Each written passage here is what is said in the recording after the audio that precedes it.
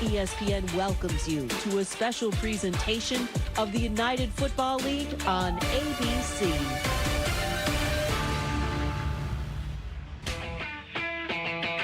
Welcome to San Antonio, where the United Football League's final day of the regular season gets underway. Week 10, final chance for a group of hungry players to show what they're all about. Arlington Renegades, San Antonio Brahmas meeting up here at the Alamo Dome. Now, Arlington was in the mix to greatly affect the UFL postseason up until a couple weeks ago when they lost in that last-second thriller at DC. So this is what the postseason bracket looks like. Next week, it gets started here on ABC. Sunday at 3 p.m., USFL Conference Championship game, Michigan Panthers at the Birmingham Stallions. And later that night, the XFL Championship, DC and St. Louis, and the winners advance to June 14th, the championship game that we will broadcast right here on ABC. Glad you're with us, everybody. Joe Tessitore, as always, with my partner, Jordan Rogers. Sam Acho, Tom Luganville, they're our field-level analysts. We'll say hello to them in just a moment. We do have some news this week. Head coach Bob Stoops for Arlington unfortunately suffered a leg injury during the week, and he's unable to be with us coaching here today in this Week 10 finale. Bob, we wish you all the best in your recovery. So Chuck Long is now the interim head coach for Arlington here in Week 10. Hey, here's the beauty of the UFL, and we talked about this a lot this year. You get to a situation like this where neither one of these teams is going forward to the postseason, but these are players who love the game passionately, and they're always trying to develop themselves, continue their pro careers, and looking to develop and move forward. Yeah, goal number one for all these teams is get to the playoffs and win a championship. Goal number two for all these guys is get back to the NFL. That's right. And this is that last showcase they have to prove to the NFL, I deserve to be in another camp. I deserve to get that second, third opportunity, and nobody better exemplifies that than Luis Perez, right? We call him the Spring King for a reason. He's been a mainstay of these spring professional football leagues. He's been one of the best quarterbacks year in and year out, a guy that was with the Chargers preseason last year, even at 30 years old, trying to prove he deserves another opportunity. But this Arlington team and this season's been frustrating. They are literally 2 or 3 plays away from being a playoff football team. All losses have come to playoff teams, 5 of those by a combined 15 points. So this is a really, really good football team that's come just barely short in a few games. Yeah, San Antonio knows what that feels like as well, because they're 1-3 in one-possession games. And SEC fans always remember Kellen Mond, the quarterback, as a record breaker at Texas A&M. He's the starter here, looking to wrap up Week 10. Yeah, one of these guys that all college football fans go, I remember that run they had in 2020 where they went 8-1, finished 5th in the entire country, and a guy that was a 3rd-round draft pick of the Vikings bounced around to a couple teams with the New Orleans Saints last year, again, trying to prove that he deserves another opportunity. And I said it's been a frustrating year for the Renegades. It's been really frustrating for the Brahmas, and anybody that has played quarterback, they need to help him. Offensive line hasn't been great. Ton of great talent around him at receiver, at running back.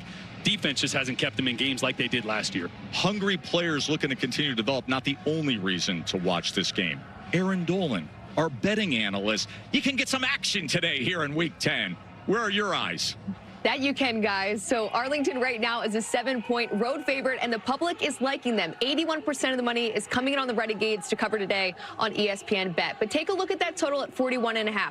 The public is split on that, but keep in mind that overs have been the trend since Week 3, going 20-10. But so far this weekend, since it is Week 10, the last week of the regular season, we have seen 2 unders cash, but you weren't seeing the typical starters in those games because, of course, those teams were going to play in the playoffs. This is a totally different situation today. So with that total at 41.5, I'm actually going to go over today. I think we'll see some points with these starting quarterbacks.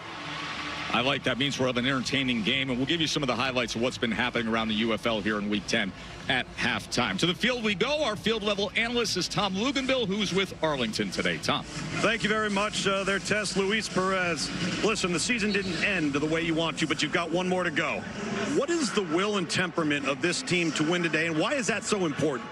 Yeah, you know, at the end of the day, we all love football, right? So we want to come out here and put the best foot forward, do what we got to do. We all have dreams and aspirations to make it to the next level. So I know it's unfortunate we didn't make playoffs this year, but we all have dreams to go to the next level. So it's another opportunity to put on a show. Thanks, man. Appreciate it. All right, Sam? Here we have Coach Peyton Pardee. Coach Pardee, your record says one thing, but the demeanor I see you with says another. What are the emotions you feel right now?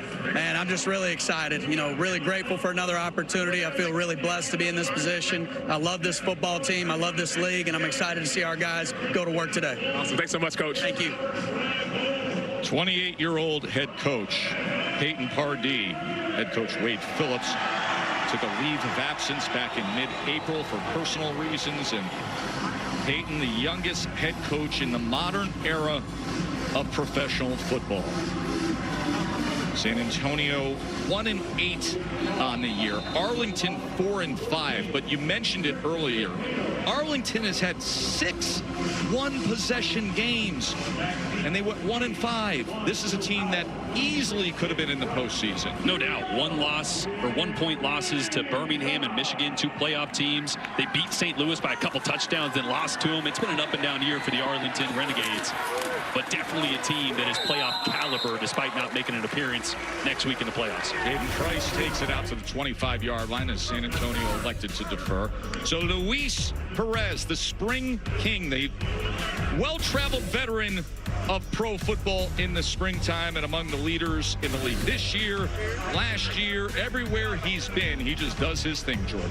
No, Tess, I did his pro day back in 2018. He threw next to Johnny Manziel, and I swear he out-threw Johnny that day. I was like, who's this kid from Texas A&M Commerce? He's going to get an opportunity, and obviously has been in and out of the NFL and a name stay in the spring leagues for a long time. He won the Harlan Hill Trophy back then as the best player in Division II at Texas A&M Commerce. We have pressure right in his face, but he gets it complete to the reliable Sal Cannella, all the way out to the 42-yard line. But watch how the play action is going to suck up these linebackers right here, and the Cannella is just going to leak right behind him. And Perez does a great job of just buying enough time. He's got pressure in his face, getting that up and over the top to Cannella, who's by far the best tight end in the UFL. And Luis taking an early hit. 30-year-old body feels different when you take those early hits. Especially against the 300-pound former Alabama Crimson Tide star, Isaiah Buggs. There is the slant to Tyler Vaughns, and it's another first down for Arlington. Yeah, and he's one of my impact players today. He's really been the best receiver in the UFL last 3 games, 285 yards, 4 touchdowns. And for Arlington, Day-Day Hunter needs to have a big game. They can't be a drop-back pass-only type team. The run game needs to get going early. But if it doesn't, on the back end for the Brahmas, Fresh and Vincent, 2 guys that have just been signed the last couple of weeks, 2 young corners that are going to be tested quite a few times today.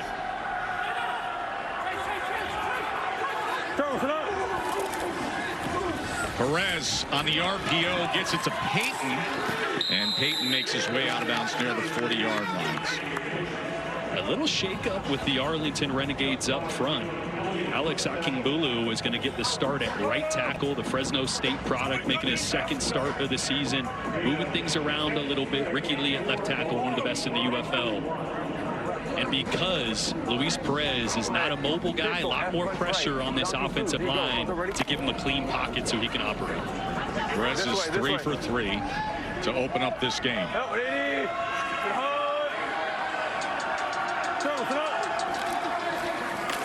Hunter on 2nd and 4. He struggles to make it back to the line of scrimmage.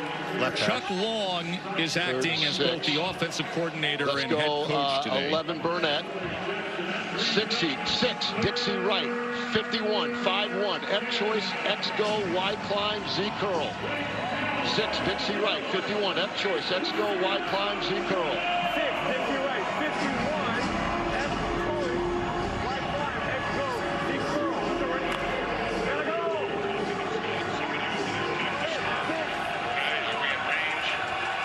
Well, that F choice is going to come on his right.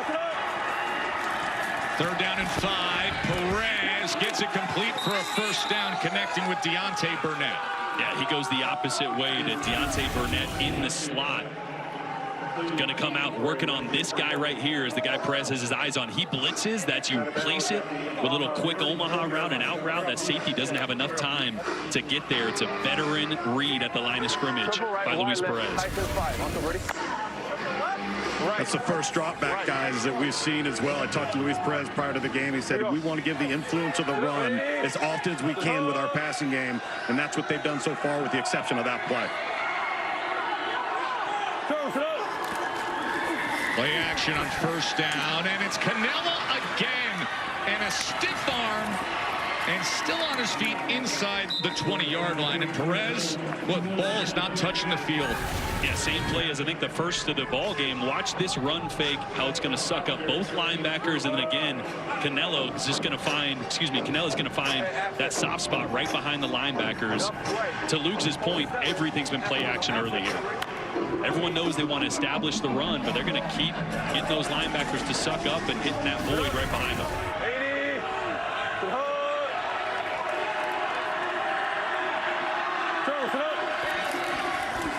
Here is Hunter, just his second carry of this opening drive as he brings it to the 12-yard line, tackled by Haynes. Will Reed is the defensive coordinator for San Antonio. 87's coming in. 15, 87. Go. Hey, go star. Wink 43. Wink 43. Got it. 15 is in at quarterback. Wink 43. You hear Will Reed acknowledge that 15 is in at quarterback. That is Holton Allers, and they have multiple full-loaded backfield packages for him. Second down.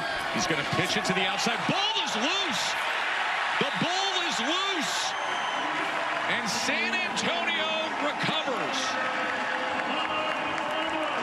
Kobe Jones with the recovery as the pitch was never secured. Yeah, Holton Allers is left-handed, so this one, he just gets going a little too lateral, and I think he's worried about throwing that ball forward as he's trying to get it out to Day Hunter. And just a big mistake early. Day-Day's got to catch that ball, though. No doubt. So a good-looking opening drive ends with a turnover. The UFL is brought to you by Progressive. Protect your home, auto, business today at progressive.com. San Antonio with the ball when we return to Week 10 here in the UFL.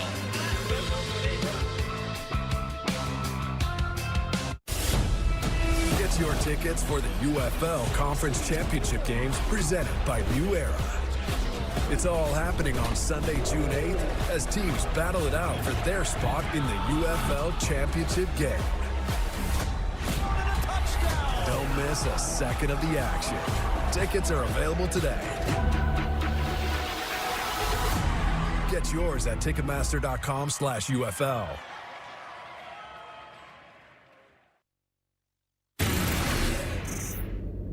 Hey, one more time. I love you so much. Love you too. Can't thank you enough for everything, brother. Can't thank you enough for everything. Absolutely. Let's finish this thing out the sir. right way. Yep. Love you so much, man. Do what you do. Knock the F out of somebody. You with me? I just want you to know how much I really appreciate you being with us and how much of a joy you've been to coach, man. So I'm here with Kobe Jones. Kobe, you just recovered the fumble, so we have the iPad. We're watching what you're watching. How did you make that play? Honestly, I feel like it was a case of being situationally aware. We were in the high red zone, or mid-red zone. Yeah, we're in the mid-red zone. And as you can see, I'm right here in our base alignment. And I got this tackle kind of putting a stop to the motion of the O-line. And I'm just sitting and playing in position for the quarterback because we know, like, the past recent teams been trying to attack us with zone read right here in this area. And just kind of stayed in position. Looked like he kind of was spooked I was there and recovered, made a play. Awesome. Great job. Awesome. Thanks, Kobe. Jay-Sean Corbin just tackled by Chris Odom on the first play offensively for San Antonio. A sin, Epaway, the trips right, Wolf, firm, Rose, Marine, outside lock. Kellen Mond, the starting quarterback. Bit of a choppy season, but gets to finish up here. Amazing career at Texas A&M before being drafted by the Minnesota Vikings. Here's Mond on second down. Pressure right up the middle as he looks to extend the play. And then downfield gets it complete near the 35-yard line. Coming back for the ball was Jacob Harris. And this is such a great play by Mond. And this was the question. He's so good on time and in rhythm, but can he make those plays when everything breaks down, right? He's a good athlete. This is a tough throw. Going to your left as a right-handed quarterback to get enough on that ball. That's something that he has had to do a lot of because the offensive line hasn't been great. But a big start for Mond in this offense. 20-yard completion. Go on the inside with Corbin, and Corbin utilizes a good block to make his way to the 40-yard line. Yeah, Corbin's one of my impact guys. The run game has actually been pretty good for the Brahmas. Problem is they've been so far behind in a lot of games they haven't been able to lean on it, but he is averaging over 5 yards a pop. Greg Ward's a guy the Peyton Pardee said we got to get him involved early and often. And on the outside, Willie Taylor is as good as it gets in the UFL. Rushing the passer off the edge. He was on my voting list for Defensive Player of the Year, and Ajay Harris with 3 interceptions as well. Going to be a guy that's reading Mond's eyes all game. 2nd and 3. Mond with time to the outside, complete for a first down to Kirkland past midfield. And I mentioned this offensive line that it's been a little bit of patchwork at time. Derek Kelly going to get a start at right guard for the injured Vitali Gurman. They got to find ways to give Kellen Mond time, because when he is on time and in rhythm, he's an NFL quarterback. He can make every single throw. He's just had so much pressure in his face consistently. That's led to some of those inaccuracies and mistakes. 14-yard reception by Kirkland. Mond, RPO, decides to keep it. Pretty good decision, but I don't know about going up and over as he's taken down by Stephen Jones at the end of that play. Flop, blue F swing, X snag D's. Spread, flop, blue F swing, X snag D's. It's the grandson of the renowned NFL head coach, College Football Hall of Famer Jack Pardee, the 28-year-old head coach of San Antonio, Peyton Pardee. You went too far downfield. Yeah, you're in like a flat. We got shot. 180. 2nd and 5. Mond, as they go on the inside to Stylianos, his big tight end. And that is right at the line to gain, and that'll be a first down for the Brahmas. Ace right, H phony, Q penguin, F arc. Ace right, H phony, Q penguin, F arc. As you see him calling the plays right there, remember, he was not even the offensive coordinator to start this year. He was a special teams coach, wide receiver coach. A.J. Smith left. He became the offensive coordinator. Then when Wade Phillips stepped aside, he became the head coach. So this wasn't originally his offense. He wasn't originally the play caller. But he's done a good job of throwing things together here late in the season, even though it hasn't translated in wins. Mond on first down, trying to get to the outside, and he is able to get the edge, and he steps out near the 31-yard line. Marvin Sanders is in his 4th year on the Renegades staff. He's the defensive coordinator opposite Kellen Mond in this offense. 12. Big nickel! Big nickel! Big nickel! Okay. Over. 1 U. Over. 1 U. Great check. Big Uno. H drag. Ready? Let's go. Discipline with the eyes for the bootleg. I love that, giving a little coaching tip. Last second to his linebacker, Donald Payne. 2nd and 5. Mond, as he gets it complete near the 22-yard line to Kirkland again, and it's another first down. And both quarterbacks starting this game red hot, as neither quarterback has thrown an incompletion to this point. Luis Perez started 5 for 5 for 60 yards before that play ended with a turnover. I'm going to give you the previous spot information. Kellen Mond 4 for 4 as Dean Blandino takes a look at this last play. It's going to be 3rd and 5. You're on the 31 left hash, and we're going to wind the clock. Gotcha. Pass is incomplete. You can see that ball just the ball will be returned to the previous spot and then rotates a 3rd little down. bit. So our first incompletion of the game. Clock will start on my signal. Just when you were praising. Just when I was praising both quarterbacks, right? So Mond's now 3 of 4. Perez 5 for 5. Coach, just third down. Okay. Third down. Okay, go 11. Blandino brings it back to a 3rd All right, and let's 5. go here. Go spread, zoom, elephant, freak right. Spread, zoom, elephant, freak right. Here we go. A spread, zoom, elephant, freak right. On 1, ready? This is where this offensive line has got to deal with Taco Charlton and Willie Taylor, both defensive ends.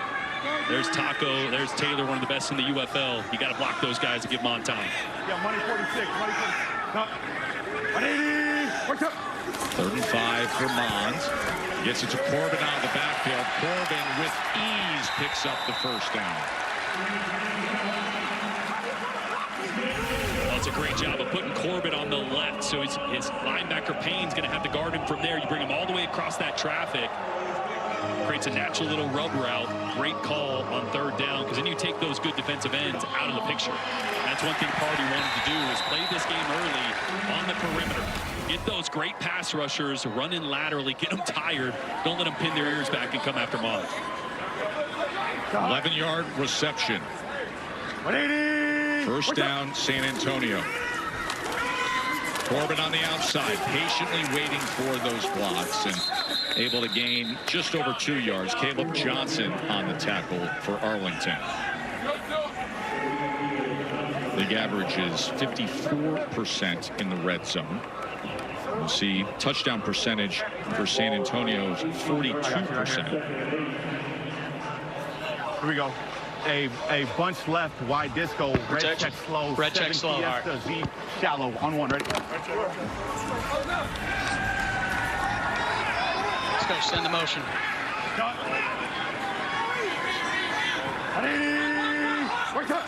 2nd and 8. Mons on a shallow cross at the 15-yard line is John Trey Kirkland, who's been an active target. Okay, let's go here. Left hash. Okay.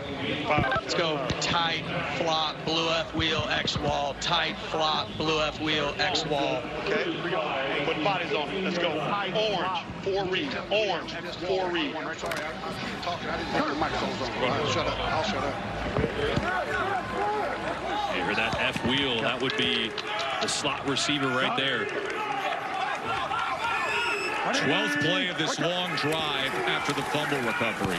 3rd down, and he goes to his tight end, Stylianos, and Stylianos is going to be marked. Looks like maybe the length of a football. Field goal. Of that Field goal. Field goal. In the football game. Yeah, this time actually the running back was on the wheel route, and if that vacates the defenders, then you have the tight end coming back across to replace. Zone coverage was over the top. Wheel route wasn't there, so that's about as best you could ask for with that play call. Tristan Vizcaino in for the 30-yard field goal attempt to try to cap the 12th play drive after the fumble recovery to open up this game defensively for San Antonio. So Kellen Mond manages a field goal drive of 75 yards. San Antonio up early. This presentation of the UFL will continue after these messages and a word from our ABC stations.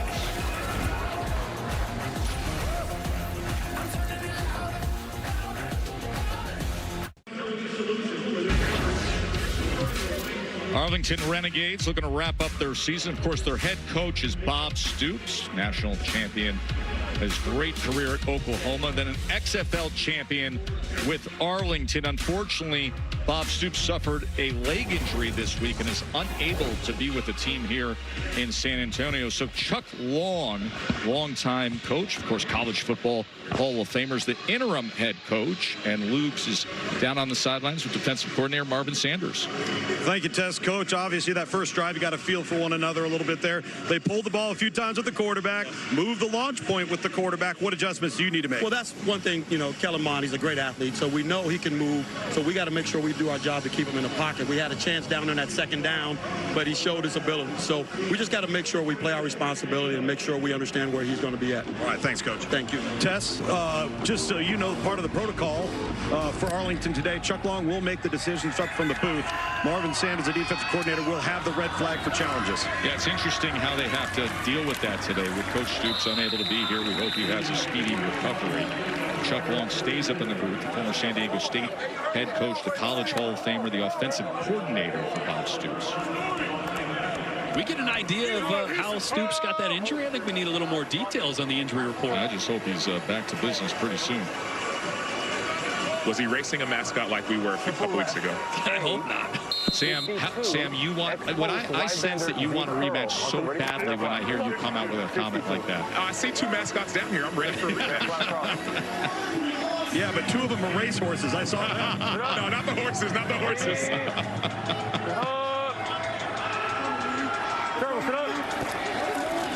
Perez, play action. And as he gets it complete, he connects with Winstead. Zay Winstead is one of those names when you have conversations this week about players who really have something to play for in terms of the ability to advance your career. Yeah, he's a guy that'll be in the NFL next year. He was with the New York Jets last year in preseason. And if you're watching, you might go, wait, what about Tyler Vaughns? I mean, he's had such a huge year. You know, Vaughns is 28, almost 29 years old. Isaiah Winstead at 25 years old. Still a lot of football ahead of him. Big frame. Guy the NFL scouts have been looking at, and he'll get another opportunity, I imagine, once fall comes. That's a really good run by Dane Hunter for a first down for Arlington. And this is kind of that point where you wonder when they take that first big shot. Chuck Long mentioned this was a defense that they wanted to take shots. They like double moves against this soft zone with some of the eyes you see in the backfield. At some point, Luis Perez is so good at it, they're going to take that over the top shot to Tyler Vaughns.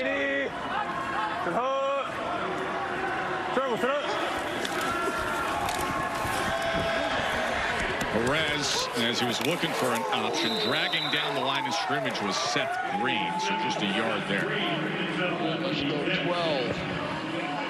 12-7, Dixie left. 3-5-0, Z Leo Hitches. 7, Dixie left. 3-5-0, Z Leo Hitches. 350, Z Leo Hitches. So you know the shot play is not going to come here because 50 is a pass protection. When you put the 3 in front of it, means 3-step, quick game. So the ball should be coming out of Luis's hands very quickly here. 2nd and 9, and it is quickly out of his hands to Vaughns. And Vaughns makes, well, ball came out again, and it was hit back inbounds by a San Antonio player, Jordan Mosley, and then recovered. They're going to talk this over, but it looked like it was recovered by Sal Cannella. Yeah, Vaughn's just fighting for extra yards here. He's going to get tied up around his feet, and then Mosley's going to come in and strip that ball out. I think that indeed was a fumble. It gets batted back in bounds here, and then Cannella ends up with it. Dean Blandino's going to take a look at this in the Verizon Command Center.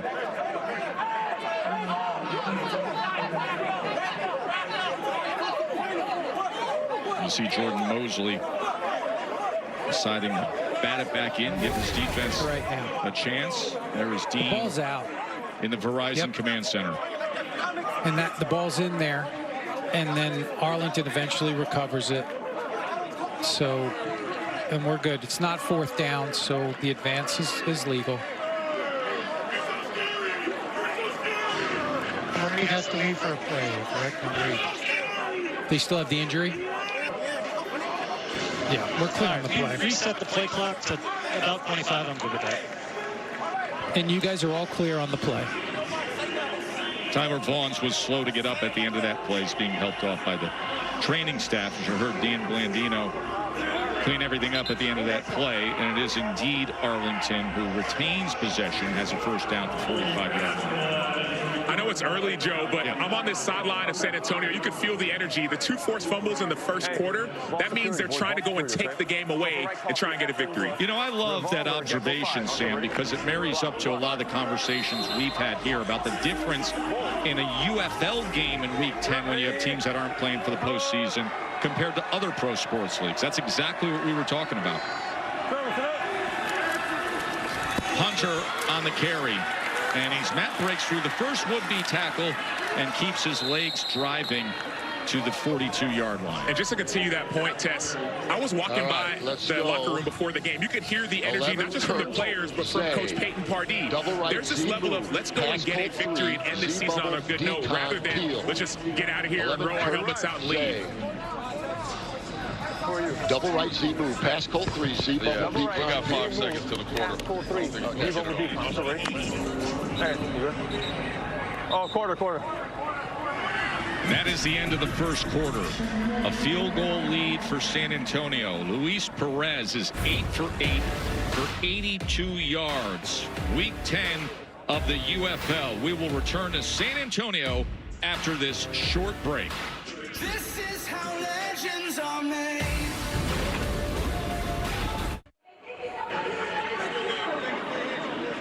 Interesting start to our day here, the final regular season day of the UFL. It is week 10. Arlington with Luis Perez. The offense came right down the field. He's 8 for 8, but then they fumbled. San Antonio went down, got a field goal drive, and now back to business for Perez and the Renegades here to start this second quarter. 2nd and 7 they're facing. And you heard him there in the huddle. Hey, ball security, just reminding everybody to put the ball on the ground. 2 times they fumbled. Hey, here we go, boys. Hey, we're going double right, Z move, pass Colt 3, Z bubble decon. Over the ball.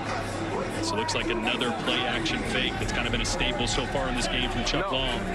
Trying to affect that second level for the Brahmas, get those linebackers to suck up.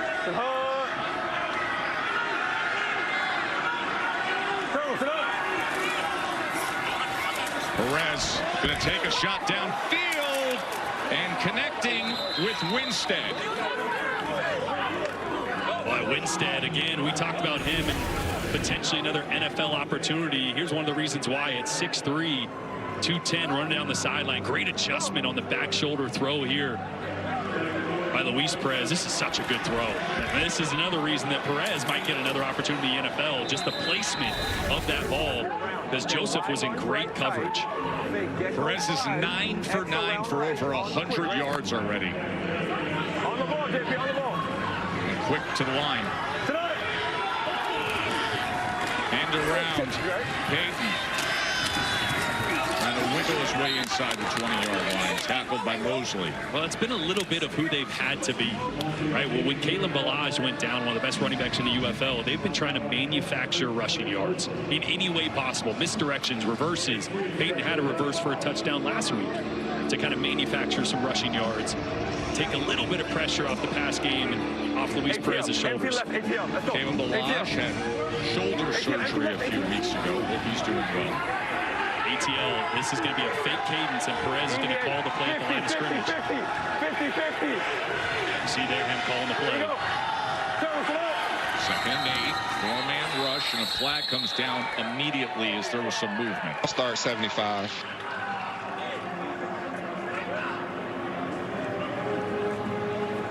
Falso arranque, 75 ofensivo, 5 yardas de castigo, segundo down.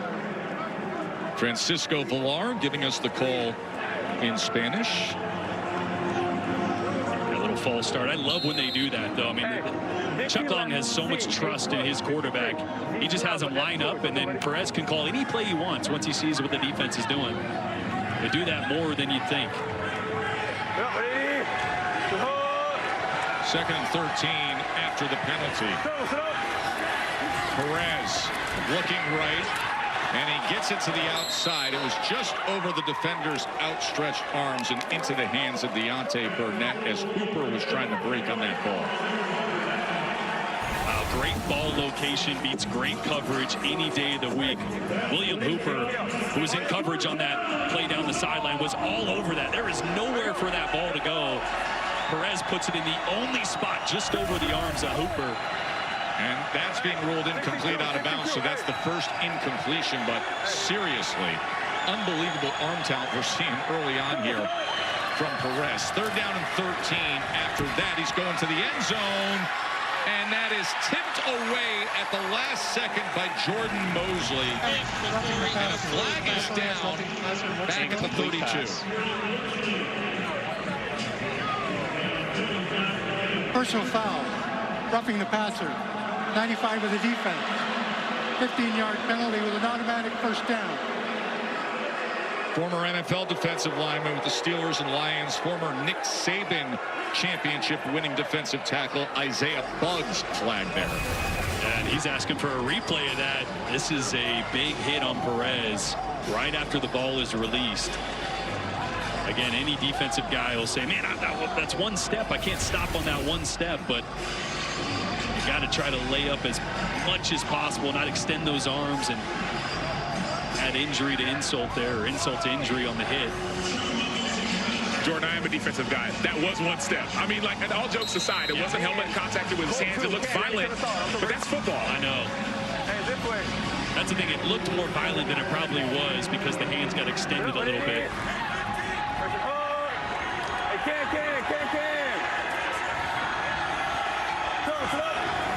First and goal. We'll keep it on the ground. And right into the end zone they go. Day Hunter with the rushing touchdown.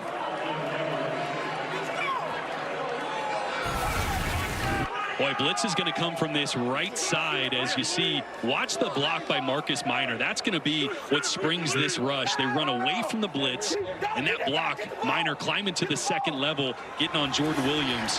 So Williams can't scrape over the top and make that play. Really well-blocked run from that Arlington front five. Go, hurry up, go.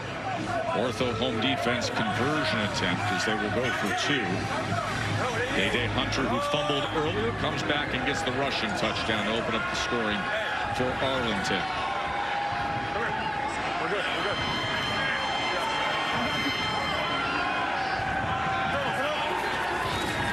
Perez, back of the end zone, nobody there.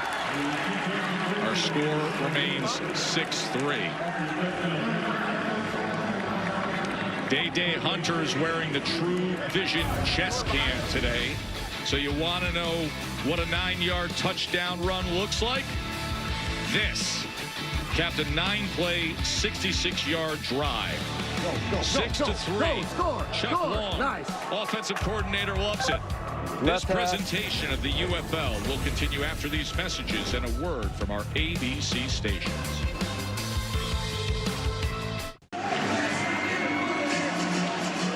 Day Hunter just scored a touchdown, and then he said, hey, listen, this needs to be delivered to Brahmas. So, hey, take this football and bring it right up there because we got some celebrating to do. Day Hunter just made the score 6-3 Arlington, hand-delivering the football for family. Luke?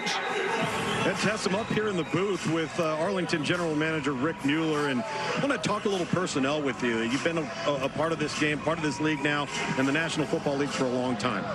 What is the NFL looking for when they are identifying players out of this league? You know, I think it depends on the team, but, you know, it's kind of, the trend has kind of been the guys that are, you know, 25, 26 or under, guys that have had limited opportunity in a preseason or a camp. And those kind of guys seem to be the most attractive guys for NFL teams. So we saw somebody like Day Hunter right there. Jaden Price, a nice young corner you guys really like. And then there's somebody like Willie Taylor, who's had a little bit more of a bit of a taste. How are those two players, Willie Taylor and Jaden Price, viewed in terms of hot commodities as it relates to the NFL looking to expand their roster? Well, Jaden's one of those guys that was with the Falcons in camp last year and had a good camp with them. Really liked the tape from the preseason. But coming in this league and being able to play every snap, now the NFL can get a real evaluation of him, and he's been really good this year, so that's been awesome. A guy like Willie Taylor, Willie's been a good player for us, but this year he's a different kid, so he's really turned it up a notch, and he's gotten stronger, and he's really playing with some passion, and it shows on the field. I mean, he's leading in sacks and really making a lot of plays. So, you know, Willie's come along, but he's really been impressive this last season. Over the last 3 years, as this league has continued to develop, and you're dealing with players and their representatives, what's been the mindset as it relates to a player signing an NFL future or coming and playing in the UFL and getting 50, 60, 70 snaps a game on tape? Yeah, I mean, I think we've got a pretty good case for a guy to come here and play in the spring as opposed to signing a futures deal. You look at the numbers, a lot of guys sign futures deals and then get released after the draft and, you know, really wasted a spring. So, you know, my pitch is, look, come play in our league and you get a chance to put some film on and show what you can do. And then when you're done, you can still sign with an NFL team and go to camp. So I think that this year we got much more response from that than we have in the past. And I think it's really helped. Great stuff, Rick. Thanks so much. You bet. Thank you. Tess? Rick Mueller, the general manager for Arlington, as D. Anderson comes up with the reception for San Antonio. And you say, okay, Rick Mueller, giving you the perspective. Keep in mind, he was the director of pro personnel for the Philadelphia Eagles. We asked him this week, all right, let's talk about an upper tier of NFL prospect, guys you think will be in camp come the fall. This is what he told us. Yeah, we just saw Jaden Price make the tackle and coverage on that play right there. Willie Taylor, I had him number 2 as my voted defensive player of the year, right behind Dalmapenu of St. Louis. He's second in sacks in the UFL. He's really demonstrated his ability to get after the quarterback. Here's McFarland, who has just returned to action on 3rd and 1, and he is stopped at the line of scrimmage by Donald Payne. Yeah, they're going to punt this one, but kind of back to what he was talking about. As a guy that, me, I was a practice squad quarterback with the Tampa Bay Bucks in 2013, and end of the year, our coaching staff got let go. So I didn't have the opportunity to sign a futures contract, but I needed to play because that coaching staff that believed with me was no longer in the NFL. A new staff came in, and I hadn't put any tape out. Didn't have a chance to play in preseason because of an injury. I would have loved the UFL for the opportunity to just go, hey, I just want to show that I can play, develop, get better, and give myself another opportunity, and that's what this league is doing. Brad Wing, former LSU star, punting away. Our first punt of the game as he sky drives this all the way down to the 10-yard line where Price is on the return and met by the coverage near the 18.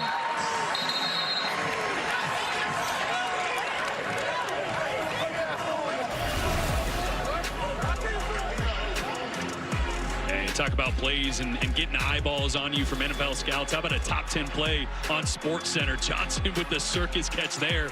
And that's the thing about this league. 1 or 2 plays can put you on the radar, right? 1 or 2 plays that get shown all over the country, and an NFL scout can go, wait a minute, I should maybe go back and watch a little bit more of that guy, right? So it can take 1 or 2 plays in this game to give guys an opportunity. And Kate Johnson, Michigan, and Birmingham are going to get another opportunity to go at it next week. Next Sunday, 3 p.m. Eastern on ABC. It is the USFL Conference Championship, then the XFL Conference Championship, all leading the way to the UFL Championship game on Saturday, June 14th. Perez gets the ball out quickly to Winstead again for a first down. It's good to see Tyler Collins back out there. He went down injured on that fumble we saw earlier. Walked off field a little gingerly, but back out there now in the slot. 13-yard reception by Winstead. Perez goes right back his direction on the hitch on the outside. Tackled by Vincent. All right, let's go. 1187, JP at F. Trough left. Is it left hash? Left. No. Trough right C, hop. F jet left, can Casper, steer 6. Yeah. Trough right, okay, C hop. F jet left, can Casper, steer 6. Marco, ready? Gotta go, let's go, let's go. Go.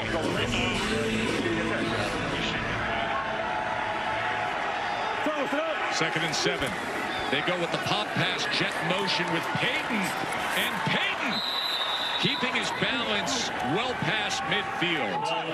Yeah, Javonte Payton, they love getting him involved. Easy ways to get touches. A former Tennessee product. Second time he's gotten the ball, a little jet reverse.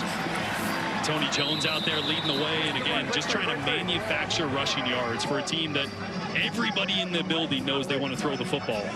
But you got to be able to keep a defense honest. Perez again getting the ball out quickly. This time it's the tight end, Seth Green.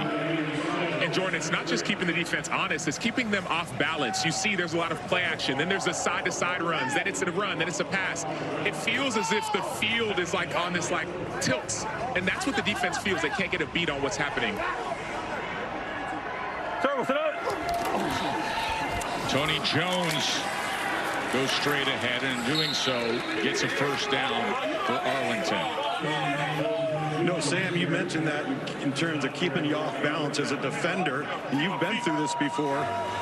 When you can't get to the quarterback because the quarterback's getting the ball out of his hand so quickly, how frustrating is that for you? Well, it's frustrating because not only is the ball out quick, but then when I think it's run, it's pass, they throw it over my head. When I think it's pass, it's run, they get 5-7 yards. And then when I stay back, they get a quick completion. So it's just a great game plan by the offense, and defense needs to get on one accord. Reverse flea flicker. Perez wide open and complete to Green, and it'll be first and goal. Boy, so it's Javonte Payton on this post route that is going to take both these defenders, which is going to allow tight end just to sneak, Seth Green just to sneak down the sideline there undetected until the Brahmas figure it out. Well, they call that route by Javonte Payton for the love of the game. You know you're not going to get the ball. Your job is just to take the defense with you and give Seth Green an opportunity. Jordan Williams, linebacker for the Brahmas, a little shaken up. Jordan Williams, who played at Baylor, is the leader in tackles this year. Good to see him running off the field at the end of the game. You can see he's wearing the True Vision chest cam as he runs off the field.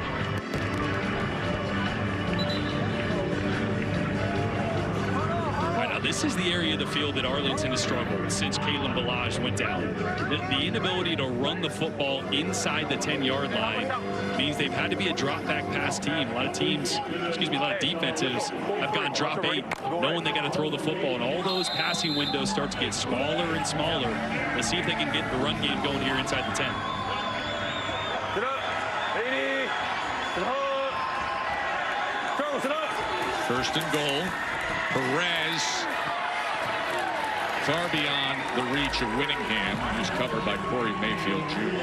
And that was a called run, right? And Luis looked out to the left and saw Winningham and gave him a little signal. He liked the one-on-one coverage. It was press man, thought he could get a back shoulder or a jump ball. That's what Chris Long, the offensive coordinator for Arlington, Chuck Long mentioned, is this offense always has the chalk in their hand last. What does that mean? It means Perez can always change the play up until the very last second, depending on what the defense is doing.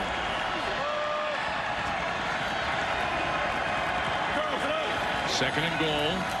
Perez. Jones out of the backfield was met right away and slammed back by Sean Fresh. And a flag is down right at that point of contact. Beckett was also in on the tackle. You have the defender using his helmet? Use of helmet, the defender. Use of helmet by the tackler, number 1. So we're going Okay, no foul. This is the end of the run. Thank you. You're going to look at targeting here. There's no foul for use of helmet. We're going to go right there. There is no foul for illegal contact with the helmet. Third down. That's a great job cleaning that one up. Sean Fresh comes up and does a good job leaning in with his right shoulder as opposed to ducking that head and hit with the crown of helmet or anything. Good job by the refs there to clean it up and not go to a review. You like when the game keeps going, you know? Good pace. Third and goal.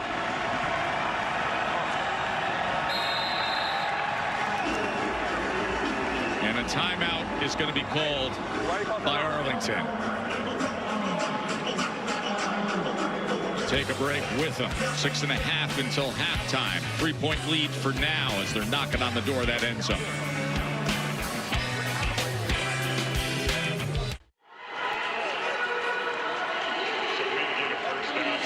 Interim head coach Chuck Long, the play caller for Arlington, opposite Coach Pardee, as we come off the timeout to a third and goal for the Renegades. What was that? This is another one of those play calls where Luis Perez is going to call the play at the line of scrimmage. They have no play called right now.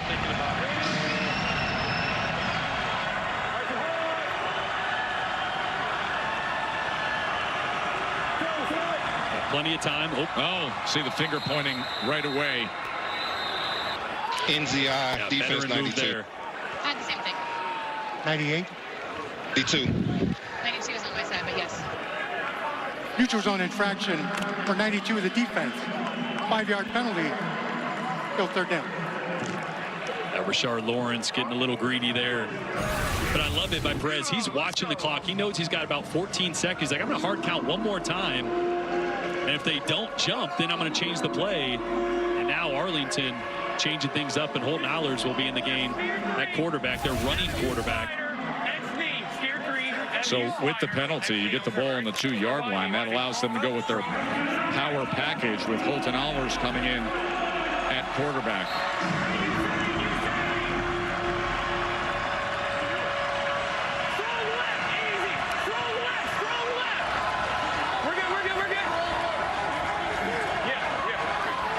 Offset I with Allers. Tony Jones, the featured back here. And you can see the confusion that was happening with Allers coming in the game. He's calling for the timeout, but I don't know if it's been acknowledged yet.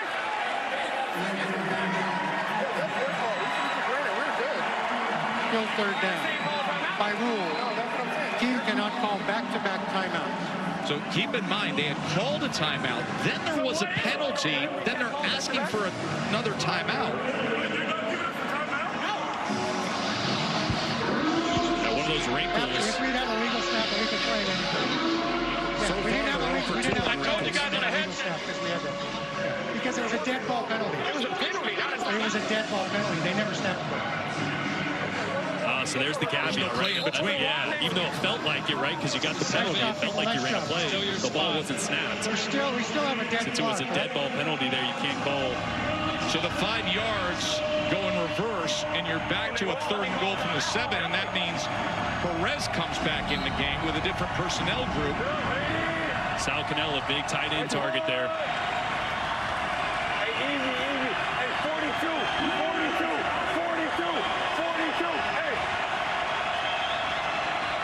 3rd and goal, Luis Perez. He's going to try to run it in, and he does.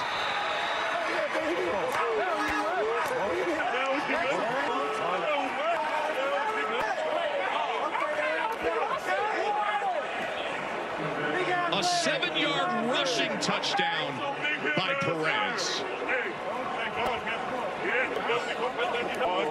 Boy, not known to be fleet of feet, but when no one's there, you don't need to run a 4.540. Everything was spread out. Will be just good enough. Yeah. Dixie, 4 Dixie right bucks. 50, V snag, X sledge. On the quick, ready? Let's go. Look at how efficient Perez has been today. 4 Dixie right bucks. 2-point conversion attempt. Bunch formation to the right. He looks that way with a man in his face back of the end zone. And coming up with the catch was Sal Cannella for the 2-point conversion. Oh, boy. I'm having some Egg Bowl flashbacks here. Well, this is what I love. As a quarterback, you come up and go, how many guys are in the box? We got 1, 2, 3, 4. The 5th guy that Perez is looking at, it has eyes on the slot receiver. So there's only 4 guys that even know what the quarterback's doing. All the other guys have eyes on these receivers trying to cover them up, and Perez goes, I like my numbers. 5 on 4, calls his own number using the wheels. And then this is, I circled Sal Cannella a couple plays ago just because of his size at 6'4", 240, in and around the goal line. Such a good target. That time makes a great adjustment. And an interesting celebration that we've seen before. Do you remember Ole Miss's Elijah Moore? Yeah. I think Sal Cannella does. Let's check in with Aaron. I know you were hyping up the over. Arlington starting to come through a little bit with the scoring. I know. I was really needed some points here. But right now on ESPN Bet, you can live bet the Brahmas' next drive outcome. As you can see on your screen, here are 4 options. So far, we've seen punt cash as well as field goal attempted cash in this market. But keep in mind, punt is typically what we see cash in this one for the Brahmas, considering they've had a punt on 34 of 74 drives so far this season. Thank you, Aaron. Kirkland on the return. You see all the fire and hype as the Arlington saying they came up with it, and they did. Instant cash-in turnover on the kickoff return. Kalen Deloach coming away with the football. Yeah, Stephen Jones here just gets his left hand on the ball. Kirkland was kind of looking at the guy behind him. Lost focus and ball security there for just a second. And a massive play for Arlington. It's kind of been the Brahmas season. Anytime they need a drive, anytime they need to regain momentum, they just really haven't been able to. And we've seen the ball hit the turf quite a bit today already, this time on the Brahmas end. Jordan, I was just about ready to get the scalded gazelle, Luis Perez, and then he had to jump up and look like he was even faster. Here's Tony Jones as he gets to the 14-yard line for the Renegades. Yeah, after that, 8-yard run or so, Perez was probably getting oxygen on the sideline. Exactly. I need the break. He was sitting next to me. I think he got up from the bench faster than he ran the quarterback draw. Well, now he's back on the sideline. Colton Allers is back in. Kevin Deloach coming up with that fumble recovery. Spent last year with the Bucks in the NFL in camp and then practice squad with the Jags. Of course, was a great player at Florida State.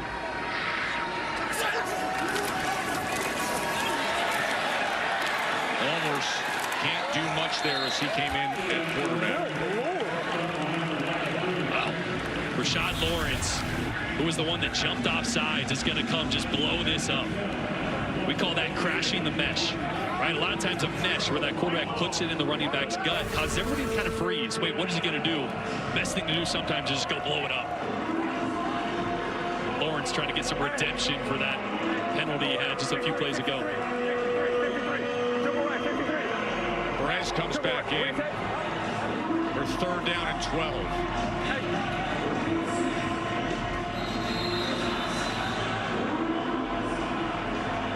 And they're going to use another timeout.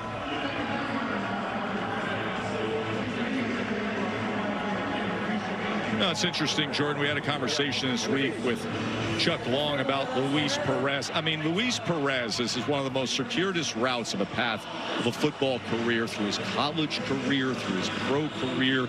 And we said, is this the kind of guy that still wants to keep doing this? There was no hesitation right away. Absolutely. Yeah. Yes. And that was kind of some of the speculation. Is this going to be the last game for Luis? He's 30 years old. He's been with 6 or 7 NFL teams as early as, or as late as last year. So he's still getting opportunities, but at some point, is that opportunity going to keep coming? And he goes, look, he's got a ton of gas left in the tank. He just relocated his family from San Diego to the Arlington area to be closer to the facility, be around it a little bit more. I think he's going to keep bringing it back as many times as they'll have him. And with how he's played today and this year, you can tell there's still a lot of really good football from Perez left. 3rd and 12.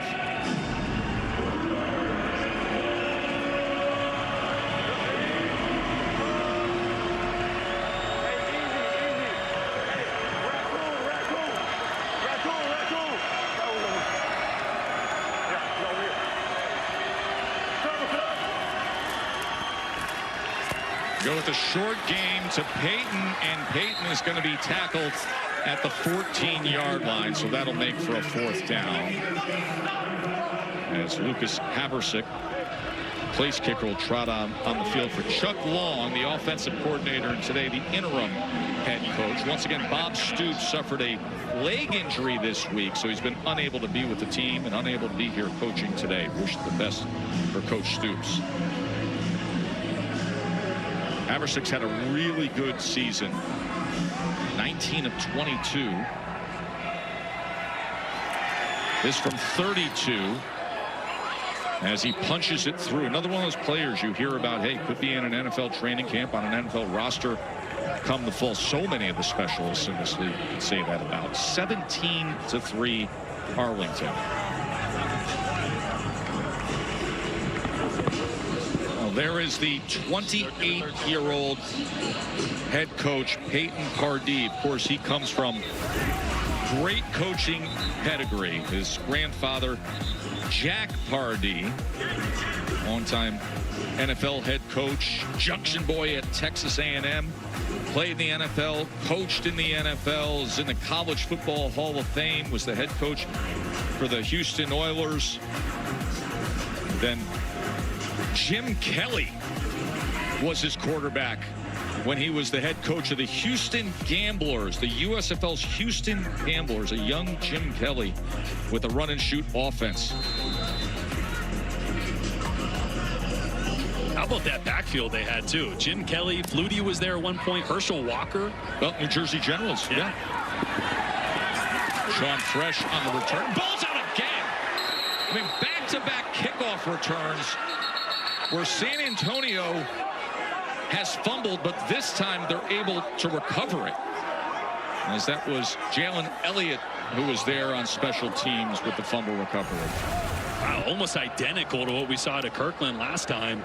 This time ball in his left hand and his shoulder is the one that knocks it out. This is where San Antonio's got to put a drive together. They found themselves down multiple scores in a lot of games where they got to get into a drop back only type game, and that's not who they are. They need to play this like it's a one-score game, not a two-score game. Get the run game going, get a long drive. They also get the ball after half, so if they can double up here, they can change the landscape of this game. Here's the completion for a first down to Jacob Harris. And let's bring in Arlington's starting quarterback, Luis Perez, the Spring King. Luis, great to have you with us. Joe Tessitore and Jordan Rogers. How about the touchdown run earlier today, my man? Showing off the wheels here. Yeah, no, that was sweet. It was third down. You know, both nickel and safety had their back turns. I know they weren't expecting that, so I checked to it. What do we think in the 40 is right about now, Luis? I know it's in the 4s. I don't know how low, but it's in the 4s somewhere. Mond on first down. As it's incomplete. He was trying to connect. You know, Luis, we were just talking about how much we love this league and guys that want to keep playing because they love it. How much gas you got left in the tank? I know you've continued to get NFL opportunities, but what do you see in your future here the next couple of years? We'll see. You know, we'll take it one game at a time. I love ball. I love playing. I like to think I'm playing at a high level still, so we'll see. We'll see where it goes. Hey, Luis, we have access to the iPad you're looking at with the great technology that the UFL offers us. So take us through what you're looking at right now. Yeah, so right now we have a jet called. Quick little pop pass to the receiver, got the edge. If we would have got safety rotation, I would have. Oh, that should have been a pick six. Janae Harris had it right in his gut and was sprinting the other way and just couldn't corral it. What an unbelievable read by Janae Harris. A guy that's playing as good as anybody in the UFL, leads the UFL in interceptions, passes defended, and he was thinking about his touchdown celebration before that one even hit in between the numbers. Luis, sorry to interrupt there. No, you're fine. Yeah, so take us back through and we'll show the output of your tablet and as to what you're looking at. Take us through it. Okay, so this one right here, we have a dual formation. It's kind of a trickery type, kind of reverse type double pass, or not double pass, excuse me, like a reverse pass. Seth wide open, made a nice play. That was good. And meanwhile, your defense coming up with the sack. Chris Odom on third down. Continue on, Luis, please. Nice. So yeah, and then we had a little, let's see what we had here. We had a little go route called. Could have given him a better ball, could have given him a better chance here. That one you just called it the line of scrimmage, right? Yes. Yeah. Had him pressed, you know, wanted to get Luana a touchdown here. Thank you so much, Luis. 16 of 18 for 178 yards for Perez in this first half as we've reached the 2-minute warning, and with the veteran quarterback's efforts, it's a 17-3 lead for Arlington. 2-minute warning, fourth down when we return.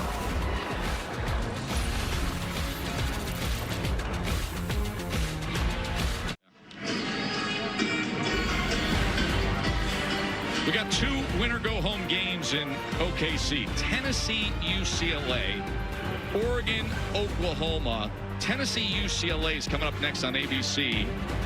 The 2025 Women's College World Series. That is unbelievable watch. All the action from Oklahoma City set to come your way right here on ABC.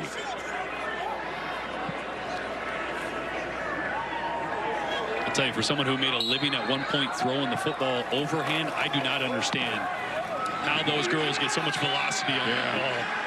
Pitching underhand, it is crazy. Fun to watch, too. Jaden Price with a nice punt return out towards the 27-yard line.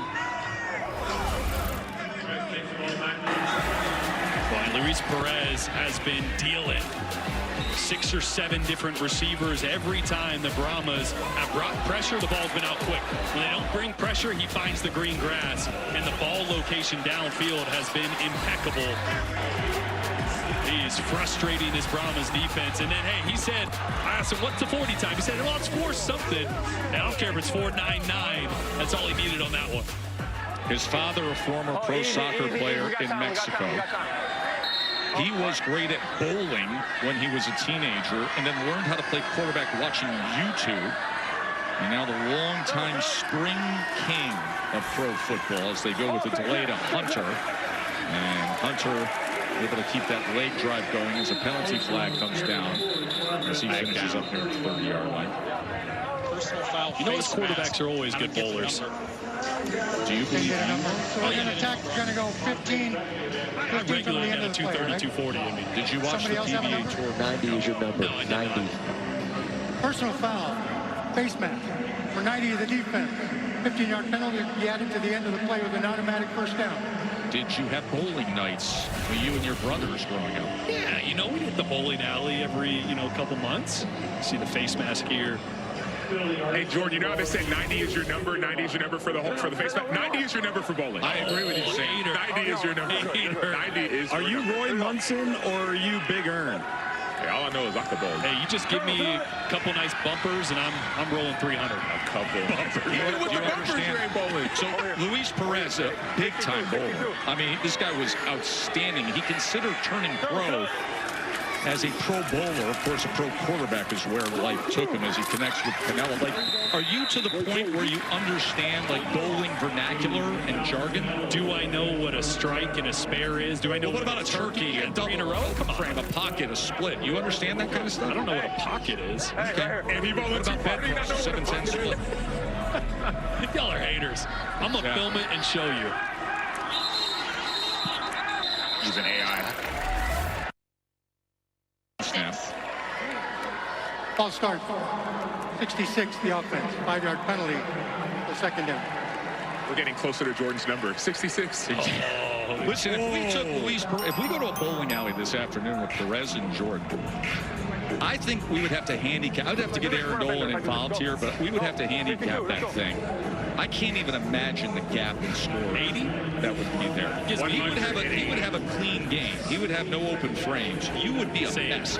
Your score would look like Swiss cheese just shotgun with little disaster marks throughout it. But I love the confidence. I love the confidence. Us quarterbacks are always overconfident. Exactly. So you would roll a what?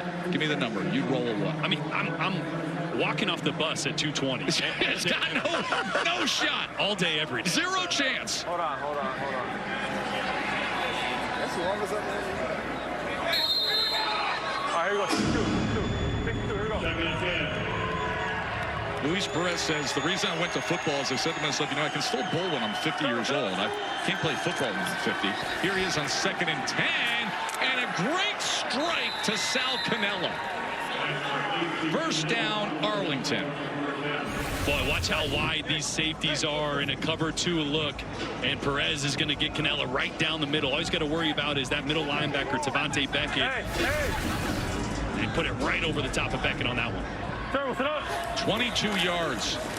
Perez steps up and just checks underneath to Hunter, who wiggles his way ahead to the 25-yard line. Final minute here of this first half. Already a 2-touchdown lead. I love hearing the microphones because we just heard Perez say, hey, Day-Day. And he turned around and he threw it to him on a check down. 2nd and 3. Perez, quick strike, Vaughns, and it's another first down. Look at how he's managing these final seconds. Dixie, right here. And notice, 62. Chuck Long's not calling anything. Luis Perez calls about 90% of plays on all their 2-minute. Much more efficient, and Long trusts him. They have that 1 timeout remaining. Perez Just throws it away as he was being taken to the ground by Prince Emili. Yeah, Emili does a great job working on Dorenzo right here. Perez trying to step up in the pocket. He's done a couple times successfully already today. And you can hear him navigating all the traffic, giving routes, giving protection, changing things. 13 seconds remain in this first half, and all the receivers moved before the ball was snapped. I'll start 80.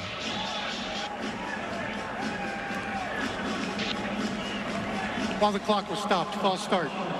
80 the offense. 5-yard penalty. No second down. On the snap, we're okay. On the snap, we're okay. It's on the snap. So they're not going to do a 10-second runoff? Here we go. No. No. Okay. You can hear Arlington wanting the confirmation that there isn't a 10-second runoff, so 13 seconds remain. Still got that timeout in their pocket. Second down. Jordan Williams is wearing that True Vision chest cam, the linebacker for San Antonio.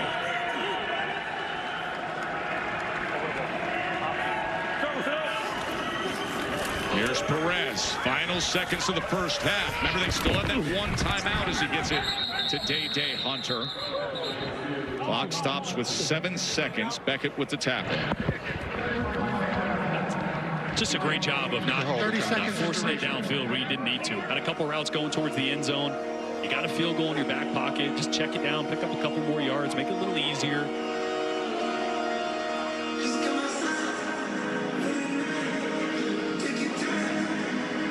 Perez in his first half, 21 of 24 for 225 yards. Excellent first half for Perez. 9 different receivers as well. I mean, he's spreading it around. Just the epitome of taking what the defense gives you. 35-yard field goal attempt for Lucas Haversick to try to close out this first half. Good lift and right through. No, I was just telling Sal. 20-3 Arlington.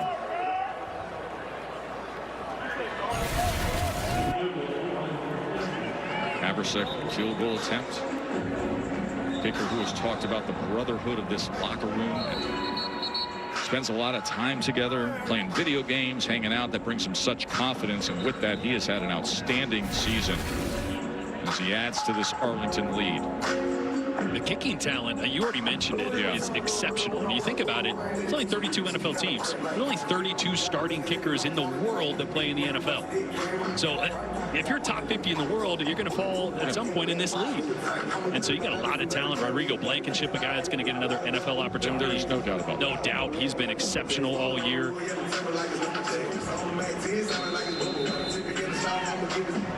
He will be in action in the postseason. St. Louis hosting D.C. next week. We will have the Panthers and the Stallions in a real good one on ABC. And the conference championship game in Sherton with a decent return for the clock to hit zeros in the first half ahead. All 5 Arlington drives making it to the red zone.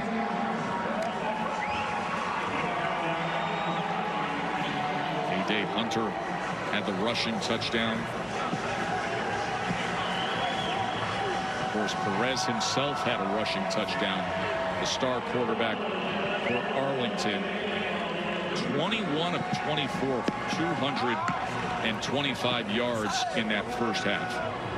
Yeah, perfect. I mean, he has diced this San Antonio defense up, done it without a run game.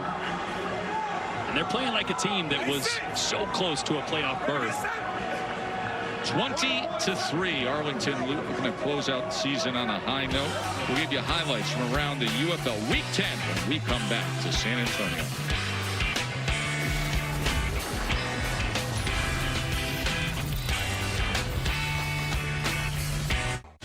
The UFL Conference Championships. It's time to start playing the best football this season. 4 teams remain in the hunt. We didn't come this far just to come this far. The UFL Conference Championships, next Sunday on ABC and Fox. The UFL Conference Championships. We didn't come this far just to come this far. It's time to start playing the best football this season. 4 teams remain in the hunt. Panthers, Stallions. A spring football juggernaut. Defenders, Battlehawks. They have made a statement. A spot in the UFL championship on the line. The UFL Conference Championships, presented by New Era. Sunday on ABC and Fox. Can't wait for that. Great matchups in the postseason of the UFLs. Glad you're with us here. Halftime in San Antonio. Week 10, the regular season finale. Joe Tessitore and Jordan Rogers with you. I always marvel at the twists and turns of a football season. These teams met up week 1. It was 33-9 Arlington. Arlington had all these high hopes and then a couple close games here and there. You just never know where a season's going to go. I think that's been indicative of the entire UFL season. I mean, we've had superstars emerge and then get injured. We've had guys playing late that were working at coffee shops a few weeks ago. I mean, this is the essence of the UFL, but I think it's been one of the most exciting second halves of the season that we've seen in a long time. By the way, it's so nice to be in a dome. It is nice, huh? Weather controlled, comfortable. Did you see these Your highlights? voice echoes a little bit better. See these highlights on Friday Ridiculous. night? Look at what happened in D.C. I mean, this game that we saw between St. Louis and D.C., as of course it's going to be a postseason matchup as Howard scored, but then we had the weather delay. I mean, it wasn't just rain. Look at this thing, Jordan. They're playing in the Mississippi River there down the middle of the field. I mean, you can't. That's a quarterback's worst nightmare. Ball handling, throwing the football. Defensive guys love it, though. The beer snake, though, there's no stopping the beer snake. St. Louis won this game 13-8. You had a few players getting some playing time because of the circumstances late in the season, week 10, knowing that you're going to be meeting up. So that was the action from D.C. And then let's show you what went down with Michigan against Houston. Keep in mind that Michigan already knows that they're in the postseason. Rocky Lombardi intercepted. Marvin Mooney takes it back 32 yards for the pick 6. And Houston would end up holding on the interception here. Keenan Isaac, they would win it 19-12. Like we said, unique circumstances in week 10. Yeah, not the quarterback we're going to see from Michigan. We're going to see Bryce Perkins, who I think everybody kind of forgets was the best player, maybe arguably the best player in the UFL all season long. He's going to be healthy. He's been nursing that ankle injury. Michigan will be full strength. St. Louis will be full strength. DC will be full strength. We're going to have a heck of a playoffs. Yeah, let's get into it. The USFL, when it comes to this matchup, and you take a look at what we're going to be seeing, remember that's next Sunday on ABC between Michigan and Birmingham. Yeah, Birmingham, the question mark is going to be who plays quarterback. We've seen Toa take the ground game to another level, but with Bryce Perkins out, they've been a little different on offense. And in Birmingham, Jamar Smith has been the best story in the entire UFL. Was managing a coffee shop a couple weeks ago, has led this team to big wins. They have a ton of momentum. They're going to be healthier. Matt Corral, Alex Magoo may be healthy. They may stick with Jamar Smith. That'll be the biggest question mark in that game. Now, the other side of the postseason is D.C. against St. Louis. St. Louis really, they had some choppy parts to the early part of their season. They settled things down. D.C. has been consistent throughout the year with that defense, and of course Jordan Tom. Yeah, Jordan Tomo I think is going to be the MVP of this league, offensive player of the year. Max Duggan has really been the storyline for St. Louis, coming in for an injury the second half of the season. Hakeem Butler's been healthy, has been a standout as well. St. Louis is playing their best football late in the season. So the postseason has arrived, and let's remind you of the United Football League playoff bracket. It all gets underway right here on ABC next Sunday, June 8th. Panthers and Stallions at 3 p.m. and then the XFL Conference Championship later in the evening between D.C. and St. Louis. I think you got the 4 best teams playing the best football to decide this championship. Now, we've been tracking the future odds all year long with Aaron Dolan to win the UFL. Well, the future's right around the corner. Where do things stand? Well, currently right now on ESPN Bet, Michigan is the favorite to win it all. They've been the favorite since week 7, and this comes after they entered the season with the 4th shortest odds. Now, the big question mark here is, can the Panthers finally beat Birmingham? Because head coach, Mike Nolan is 0-6 in his career against the Stallions. Now, what's interesting in terms of this market is you're currently seeing the Panthers at plus 210, and the DC Defenders have the longest odds at plus 360. But if you go back to last year at this same time, Birmingham was a minus 145 favorite, and you had the Panthers at 10-1 odds. So that just goes to show how close and how good all these teams are in comparison to each other. Yeah, I think it's going to be a fascinating postseason as we continue on here. Glad you're with us. Week 10, the end of the regular season. We're less than a mile away from the actual Alamo here at the Alamo Dome. Halftime between Arlington and San Antonio. More to come after this short break. The UFL will continue after these messages and a word from our ABC stations.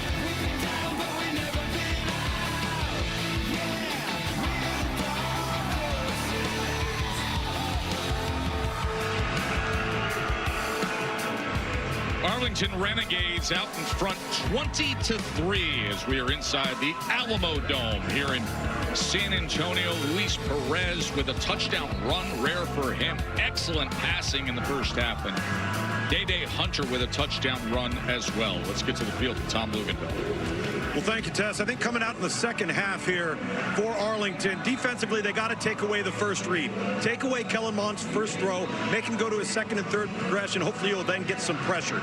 Defensively, force field goals in the red zone. San Antonio's got the worst red zone offense in the league. Don't allow them to score touchdowns despite them maintaining drives. And finally, eliminate the package offense. It's not working. There's been negative plays, a turnover, as well as penalties. Sam, what do you got on the other side? On the other side, there was definitely a sense of frustration. The defense was talking about it feels like it's routes on air. It feels like 7-on-7. There's no pressure on the quarterback. There's also no one around the receivers. So they talked about for the linebackers to get more depth. Start playing the pass first and then rally to the run. On the offensive side of the ball, it was a similar message. We have to get out of our own way. But head coach Peyton Pardee, the lasting message when he left the locker room was this: keep fighting, keep believing. This may be our last 30 minutes. Let's finish strong. Back, Sam, we have access to what Coach Peyton Pardee just said to his team in the locker room. Take a listen. Keep fighting, keep believing in each other, keep believing in yourself, and attitude. It's going to start with us. Believe first. Let's finish this thing out the right way. We all good on that? Yes, keep fighting your tails off. We got one more half to go in this season. I love you guys. Let's rock and roll and make this our best half. Good? He's got a nice way about him as a young leader, as a coach in a season. It's obviously been greatly challenging. Remember, Wade Phillips was the head coach, had to take a leave of absence. Situation, we told you, 4 games this year. There were 1-possession games. They only were able to grab one of those. But Arlington, one of the more talented teams in the league, that went 1-5 in 1-possession games. They want to finish 500. They have a chance to do that here. Our progressive first half stats shape up this way, Jordan. Yeah, really lopsided because of some of the turnovers. The ball hit the ground too frequently on both sides. But for the Brahmas, I mentioned it in the first half, just 25 rushing yards. This is an offense that needs to be balanced. So although the score is 20-3 right now, they need to come out on this opening drive, run the football, ball control, try to put together a long drive here so they can try to regain some momentum. You're not going to get it all back, all 17 points in one big play.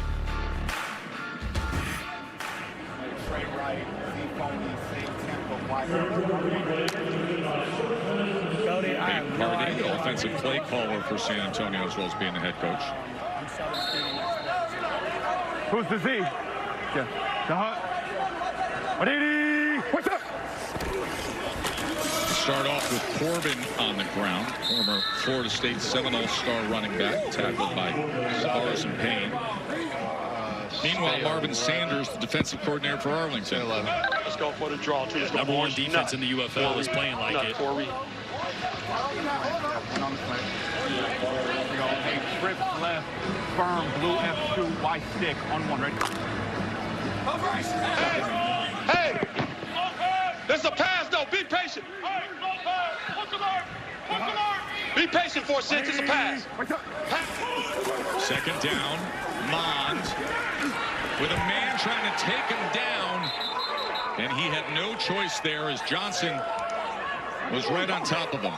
Yeah, he's trying to go to his tight end, Stellanos, but watch the linebacker, I believe it's Donald Payne, get right underneath the stick route. That's where Mond's going to go with his eyes. This ball's supposed to be out of his hand quickly. Payne does a great job of closing the gap there, spook Mond a little bit, and then a scramble when your offensive line knows the ball should be out quick is never going to work, and Mond just tried to dirt the ball there and ended up getting a flag and intentional ground. It's just really tough on the offensive line. They're expecting that ball to be out. Should be in 2 seconds. They're not expecting you to scramble there. 14:05. They did call intentional grounding. Actually, please reset the 14 minutes, 5 seconds.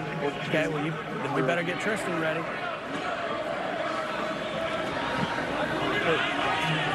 For Brad? Okay, then Tristan better be ready because I'm not going for it on my own -11.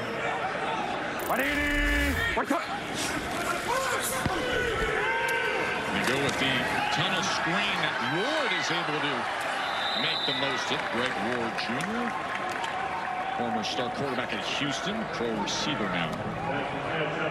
I heard Payne Pardee say he's not going for it on his own -11. Picked up good chunky yards there, but it'll be the punt team. And it's Tristan Viscano who's out there to punt. The place kicker and kickoff specialist instead of Brad Wing.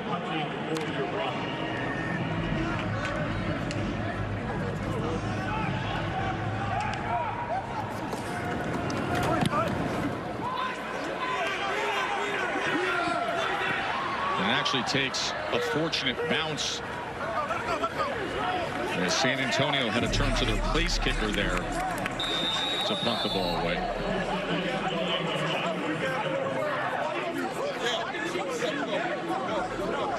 We're going to see Luis Perez again. I think a lot of conversation this week was, we're going to see Holton Allers, the backup quarterback, in more of a substantial role, not just those packages that really, to Luke's point, haven't worked tonight. They said, no, this is Luis's team. Go, boys. Finish strong, boys. He's still got a lot of stuff he wants to prove, and he has been perfect so far today. Let's go, boys. Hey, we're going dump left, gecko 4. On top, ready?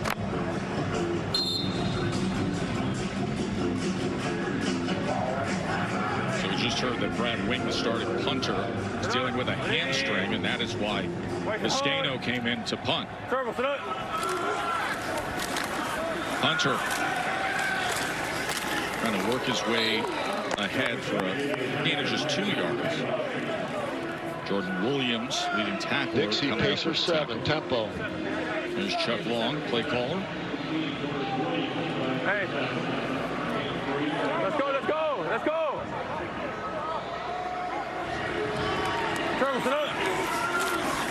Second and 7, Hunter again. He is tackled by Isaiah Buggs. Say 3rd and 4. Yeah, 3rd and 4. Will Reed, the defensive coordinator. Dime. Go, Nate, go. Away. 3 check. Away. 3 check.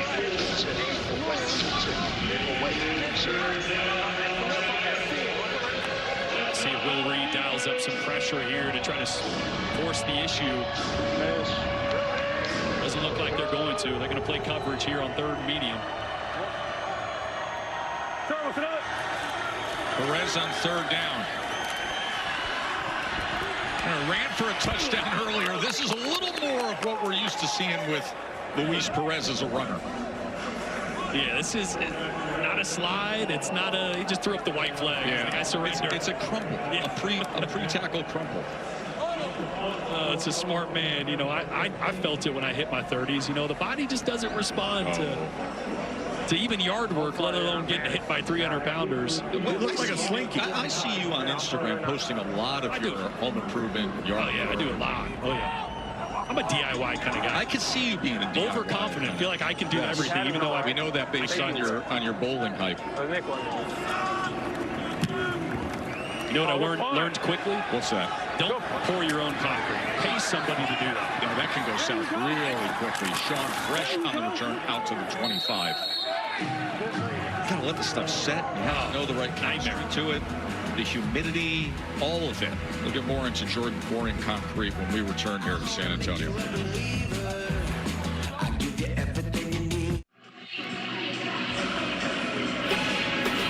Well, how about what the Pacers were able to do last night, Jordan? We got ourselves an NBA Finals that is all set. After Siakam at 31, Halliburton did his thing, and the Pacers took care of the Knicks 125-108. So now Thursday night, it all begins right here on ABC at 8:30. The Thunder take it on the Pacers, and Game 1 coverage begins with NBA Countdown at 8 Eastern. Aaron Dolan, I am curious on this NBA Finals, the betting numbers. Where is everything? Well, OKC is currently a heavy -700 favorite to win the NBA Finals. This is the second largest favorite role that we've seen in the last 20 years. And if you're trying to find other value and you go to the MVP market, for example, SGA is -650 to win Finals MVP. As for the Pacers, sitting at +500, if they go on to win the NBA Finals, it would be the largest upset in the last 50 years. Like you guys had mentioned, Game 1 is on Thursday. Right now, OKC is laying 9.5 points, and we're seeing the total at 230.5. And over the next couple of days, we'll see some player props become available. Yeah, Aaron, I saw something where if you bet on the Pacers preseason, you could get them at 50-1 to win the NBA championship. 50-1. That's correct. The NBA Finals now. Long shot ticket. Hopefully that'll cash for someone. Isn't that fun? Did you put money on it? No, I don't play.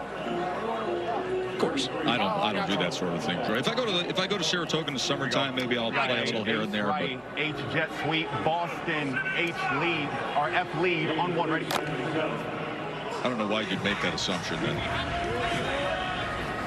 2nd and 6.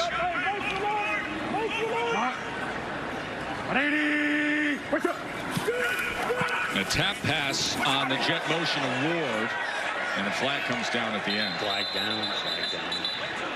Referee has face mask, number 91 of the defense. Is that the end of the run? Did we get back to the line of scrimmage? Behind the line of scrimmage. Or the previous spot. Personal foul, face mask, 91 of the defense. 15-yard penalty with an automatic first down. Yeah, Nick Chukwu was going to get a face mask award there. He knew it too. He gave him a little hug right after.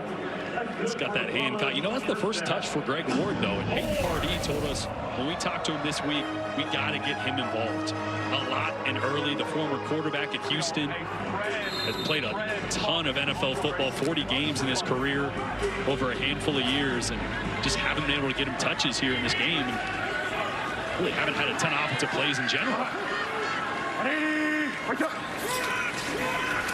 First down, Corbin on the run, a stiff arm, and tries to get to the edge before he is forced out.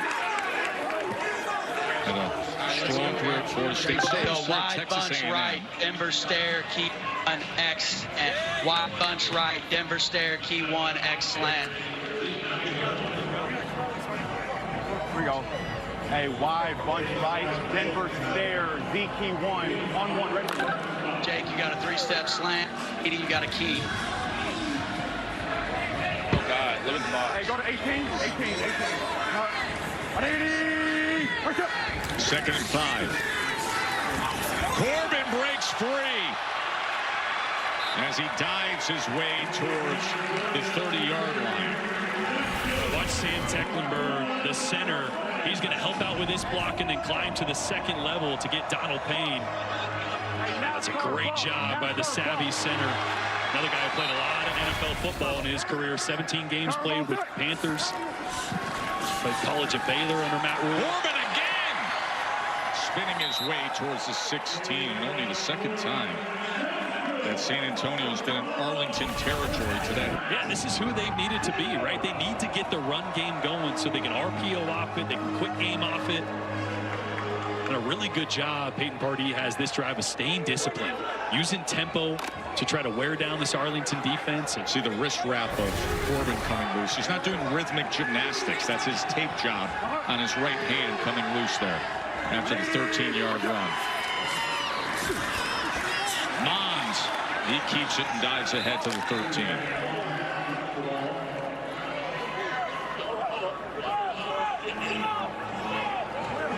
Aiden.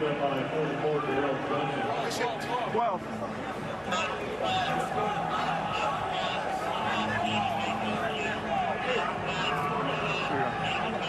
Y'all have Cube over here. So wait, quarterback Jared Garantano. Jared, what's the play call, and what do we expect to see after this? Right now, we're in 12 personnel, 2x2. We have our running back going on a corner route. Backside, we're running a levels concept. We should be good to go. Man-to-man, corner's over. Running back has to win. Does he win? No, he didn't win on that. We're asking for pass interferences. I didn't even see the play. Awesome. So we're going to go to we're going to stay with you. So talk to us about what's this next play call when you hear it, and then also walk us through the play. 11. All right, let's go here. Okay. Let's go, 20 seconds. Yep. All right, let's go. Bunch left. All right. Gray, 6 Fiesta. Z shallow. Bunch left. Sorry, bunch right. Gray, 6. Timeout. We're going to have to call timeout. Trying to go to 4 birds right here. Thinking that it's man-to-man, we're going to switch birds. Thinking about we're going to get the backside over route for a touchdown, but he couldn't get the play call in, so now we got the timeout. All right, so Jared, I'm going to stay with you as we're going for this next play. We hear the coach talking, but you do some quarterback training on your own. What would your conversation be right now in the red zone, 3rd down? What's that conversation for you like? Right now, 20-3, 3rd and 6. Thinking about not taking a sack here. We're in field goal range. Worst comes to worst, we're down 17, so we're thinking that it's 4th down territory. I tell them to protect the ball, take the check down if we have it, try to move the sticks. If we have an opportunity for a touchdown, obviously go for it. Copy. So we're going to stay with you. So get us the next play call, and also talk us through what the play is going to be. Like I said, so 3rd and 4 to 6, they major in cover 1. Right now, he switched the play call to a draw play. So now we're thinking that it's in 4th down territory. If we can get the 4th and 2, we're probably going to go for it. Trying to pick up some healthy yards here. We'll see if we can or not. So Detroit, that's QB draw, running back draw? Running back draw. And John Lovett is the running back. 2x2 open. They're going to probably roll down the single high, it looks like. 4-2 box. Let's see, they're blitzing opposite. Come on. Here is the draw, and they ate it right up. Lovett tackled for a loss. Playing cover 1 on 3rd and 6, though. Probably should have stayed without play. Yeah, they ended up bringing the pressure to the draw side, which makes it really tough. Linebacker loops sitting right there in the lap of John Lovett. And again, that play call was to just pick up a few, try to get into a 4th and short so you can feel good about calling a play and maybe going for it, but is the right call here on 4th and 10, just taking the points, try to make this a 14-point game. See if they can cut into this lead with Viscano. 35-yard field goal attempt as they tried coming off the edge, and he puts it right through. 20-6 is our score now. As this presentation of the UFL will continue after these messages and a word from our ABC stations.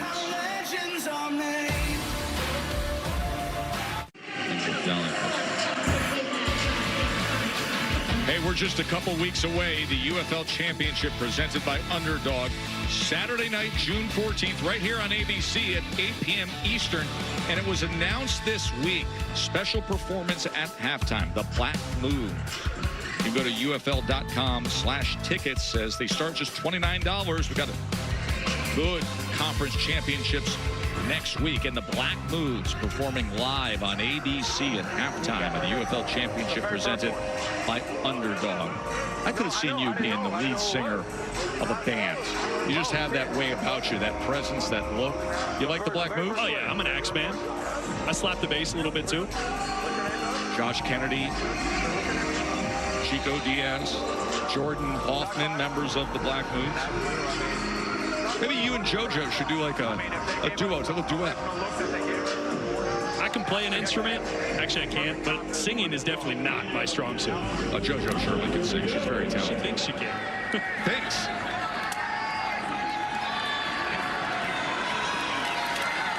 Jones on the return. Stephen Jones run out near the 30-yard line. Luke's. Thank you, Tess. Here with Holton Allers. We're going to have him walk us through this next offensive series as he waits to get the play call right here. What do we have? We got double right. We're just go wagon 5, just run to the left, pulling a tackle, and then we got a Z glance RPO behind it. So he'll read the safety. The safety stays back. We're just hand it off. So on the handoff, with the clock rules in this league, it seems like you guys have relied pretty heavily on the run game so far in the third quarter. Yeah, I mean, we knew going into it, we ran it really well week 1 versus these guys, so we knew we'd be able to run the ball. So we'll see RPO here. See a safety over top right, watch on the screen. Yeah, wide safety, same call. 12, 8 Dixie right, 3-5-1, all hitches, Y Hank. All 8 hitches, Dixie Y right, Hank. So we're just going all hitches here. all hitches, Y He's Hank. going to run a Hank route over the ball, just old school. So just read it out. Hitches pre-snap, you should know who you're throwing the ball to, and if not, just read it Hank over the ball to kind of, check down. Copy that. We'll see what they go. 8 Dixie, the running back. Yeah, there we go. We're getting him set now. We'll see. Nice and easy pitch and catch here, right? Should be, yeah. We'll see. 2nd and 9. Let's see if that pitch and catch happens. It does. Let's go. Might go in here. Go here. Holton Allers mentioning there's my college receiver. Yeah. He also said he may go in here, so let's wait and see. What do you got? What's personnel package? All right, see ya. There he goes. Duff right, hack, Gator 5. Duff right, hack, Gator 5. Well, now you can talk to Luis Perez, Luke. Gator 5, let's go Monday, right? Duff right, hack, Gator 5. What do we got package-wise here, Luis? We got a quarterback run here, so come on, get it off. Yeah, we're good. Halfback away. Let's see, come on. Read that end. 3rd and 2. Nice. Holton, a lot of traffic. He was bottled Heavy up. box, right? Heavy box, yeah.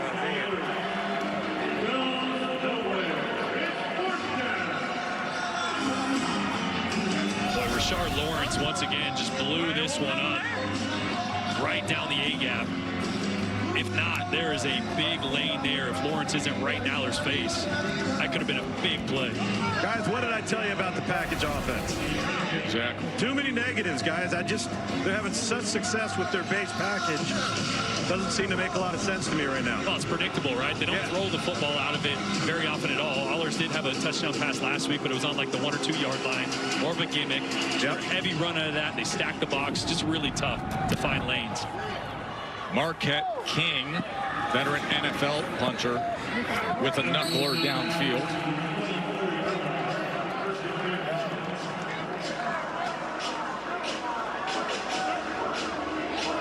Of course, we'll be broadcasting the playoffs next week. Michigan-Birmingham, I'm really looking forward to that game on ABC next Sunday. Well, yeah, we know how much that matchup means to Michigan, to Mike Nolan. They're 0-6.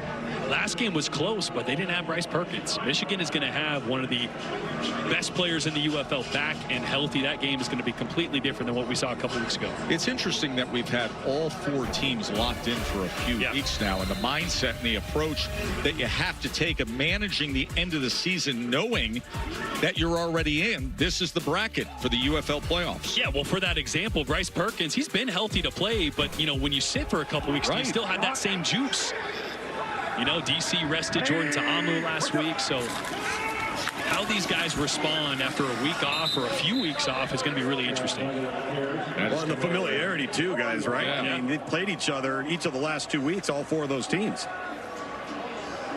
There's Perez looking at the tablet. H-drag, tusk left, flop, gray check, Z-Uno, H-drag. Here we go, a tusk left, flop, gray check, Z, tusk left, flop, gray check, Z-Uno, H-drag, on 1, ready?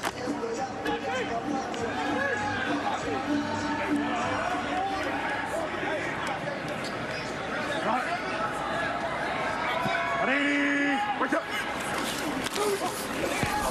In his face as he throws it and gets it complete to Kirkland, who turns the corner for a first down. You mentioned Jordan Ta'amu, Bryce Perkins. Flag is down at the end of that, and that leads us to thinking about the conversation for the MVP this year in the UFL. Now, this is according to you, Jordan. Yeah, and I think Jordan Tom was running away with it just because Bryce Perkins missed so much time. When Perkins was healthy, that was a really close race because Perkins has been so dynamic. Tom has just been so consistent. And I threw Max Duggan in there because he came off the bench when Manny Wilkins went down with the Achilles injury, and he has been spectacular, right? He's raw, he's an unfinished product, but he has been the most valuable player for St. Louis. I don't think he'll win the MVP for the UFL, but he deserves to be in that conversation for how well he's played with his arm and with his legs. Unnecessary roughness call against Arlington is what happened on the field. Yeah, and with Max Duggan, I think, listen, if you would have told St. Louis where things were after those first few weeks and then all of a sudden the injury at quarterback, that's a great coaching job. Great by Duggan, but also great by the staff. Yeah, they were able to change course. Has done a sensational job. No penalty. Shannon Harris as well. Remember, he's the interim for DC. Well, Shannon Harris has had an outstanding season. Fantastic. With unique circumstances. Play resulted in a first down, 1st and 10, San Antonio. So they're picking up the penalty flag. 5 bunch left. Broncos air key 1 Z slant. Hey, 5 bunch left. Broncos stare. X key 1 Z slant on 1 right.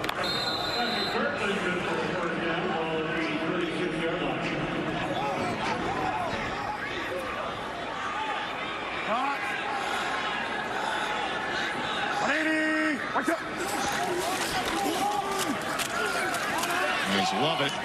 Straight ahead for a yard. Well, one thing we really haven't seen at all from the Brahmas is pushing the ball downfield. So far today, it's been a lot of ball control passes for Kellen Mond. Red check, XO, D's pump. D's pump. So I believe that's going to be a slant and go. I think I remember D's earlier was a slant for these guys. So this is going to be some kind of double move. Here's going to be the shot play that I was just mentioning. We'll see if they get the right look to let it fly.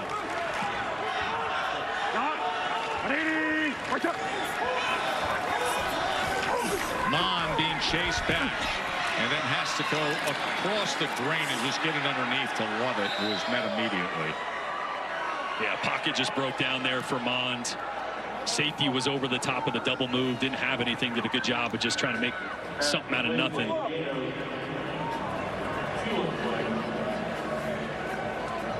That's the thing about taking shots against this defense. They're so good at rushing the passer with just 4. Spread. Flip blue check, it's really hard to get enough time. Spread, blue check, slow, Z Uno, X drag on 1 right. 1.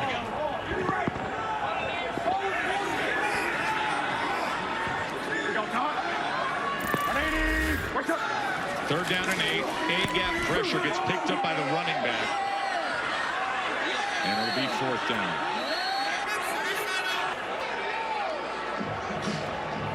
Miscommunication there between Marquez Stevenson and Mond.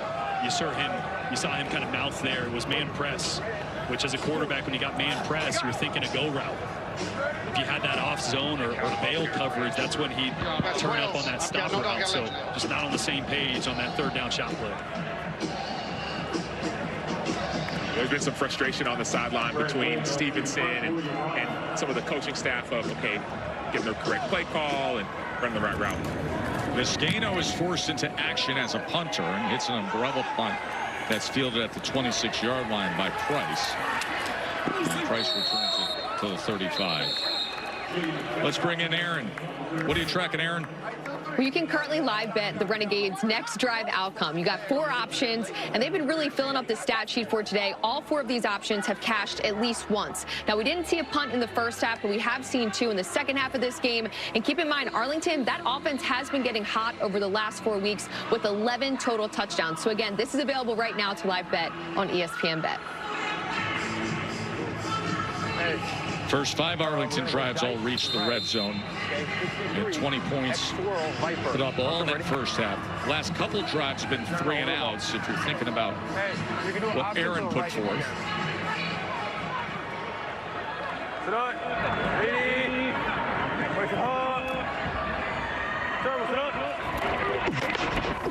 Perez downfield and gets it complete to Sal Cannella. this is just such a good throw by Perez. He's going to have a linebacker right here underneath Canella. He's got to get the ball up and over, but not make it hang so long that that safety can make a play on it. Canella down after that hit. Yeah, watch the end of this play, this hit he takes right there. Yeah. That was Henry Black who came in as Canella is slowly getting to his feet. Good to see him pop up and walk off on his own power. That's a guy that I just keep scratching my head. Why has he not stuck in the NFL? You know, I feel the same way in terms of production, and then you see him sort of that tweener size, right? Because he goes about 225, but he's so productive. It's about fitting into where he could be. It's got to be the right scheme, right? Because he's not an inline guy. He's not a great blocker at the point of attack. He can do enough to get it done, but he is such a weapon in the pass game. And I got to think after the production he's had, he's going to get another opportunity in camp in the NFL this year. Now, this is fun to see our True Vision chest cams on each side of the ball, the running back versus the linebacker. And here is Hunter, who's wearing that chest cam as you see it in real time on the left side of your screen, and just listen to that. We'll replay it for you, but Day Hunter on that. Just the rumbling and bumbling. Day Hunter wearing that True Vision chest cam.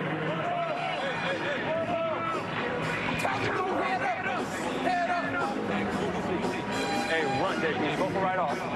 Hold 3. F bubble access. Until ready. Gotta go. Let's go. You know, live access right from the huddle, right into position after he just went for 16 yards. Perez to the outside to Payton. Meanwhile, Jordan Williams, the leading tackler, is wearing the True Vision chest cam. On the other side for San Antonio as we come down to the end of the third quarter. And Arlington trying to finish up the season at 500 if they can hold on here with a 2-touchdown lead on the road in San Antonio.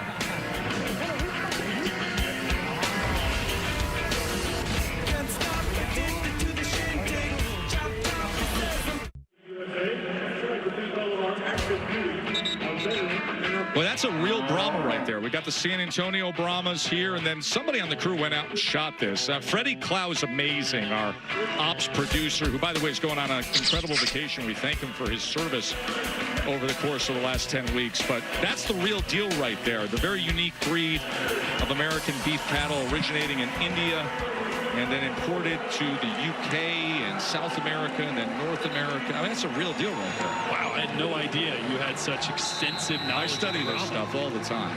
We go down rabbit holes when we come to town. Brahma holes? We go down Brahma. No, we don't have that'd be even bigger, Sam. Sam, you're a Texas guy. You know all this stuff. You're a Longhorn. I am a Longhorn, but there are differences between Brahmas and Longhorns. I don't know them, unfortunately.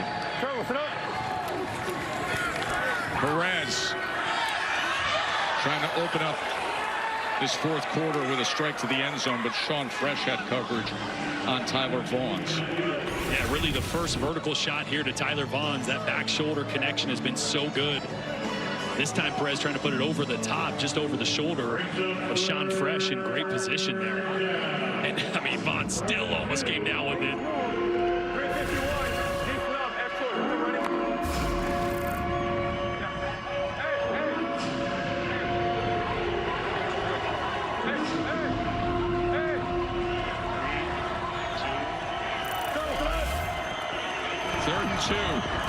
Perez trying to find free space to get that first down, but Marcus Haynes is there on the tackle. Boy, I've said his name a lot. Rashard Lawrence here on a little bit of a stunt's going to start here and loop around. Again, coverage on the back end is what makes this happen. There's nowhere to go with the football for Perez.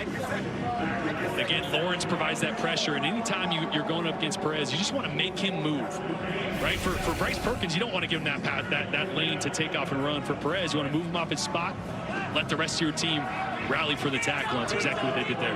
Haversick in to try to add to the lead. Whistles blow. Before the snap, coach would like to challenge the last play. He didn't say what. He just threw the red flag at my feet. Oh, so we're going to get a little bit of a red flag challenge here. T right behind you. Right behind you, RT. Yep, 38, number 8. Was held? Okay. 35. On the pass play. Yes, 35. You could hear the audio from our line judge, Catherine Conti. Arlington is challenging. Is this number 8 at the bottom? That's who I have, number 8. That's the audio from yes, the the bottom receiver, Center. correct? Okay, that's what I'm looking at, the Dean bottom Blandino. receiver. And so, let me know if we have a close-up. It's tough to tell what's happening. There is some contact, but I don't see a grab or a hook. I'm looking at it, Frank. It's number 8, their receiver number 8. Here's a close-up of it. This is what TV is showing. Again, tough to tell if we've got a grab or a hook, but at that point, if I go back to where the quarterback is, we got to check to see if he's already on the ground at that point. So now when I look back, even if there is a hold at that point, the quarterback's already on the ground. So after review, the ruling on the field stands. There is no holding. Challenge unsuccessful, charge a timeout. During play, there is no holding by the defense. Arlington is charged with their first timeout at half, and they lose their super challenge for the remainder of the game. It is 4th down. And remember, without Bob Stoops, that was Chuck Long on the right. The ops coordinator is the acting head coach, so he's got to notify defense coordinator Marvin Sanders to throw that flag. And just a little discrepancy. There was a tug and a hold, but was Perez already going down? That's kind of what Dean Blandino said. You know what I love about the challenges? They play it in the entire stadium. I love that. At home, you don't know that, but the audio and the video is going out for all the fans in their seats to see Dean Blandino work through the semantics of that call there. The level of transparency in the UFL with the officiating is superb, and serving the fan equally so. Haversick with the field goal attempts, and with that, he pushes the lead for Arlington to 17 again, as this presentation of the UFL will continue after these messages and a word from our ABC stations.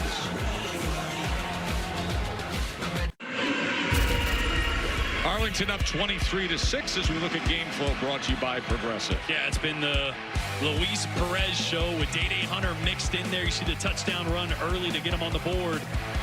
And then the run from Luis Perez showing off the speed to extend the lead.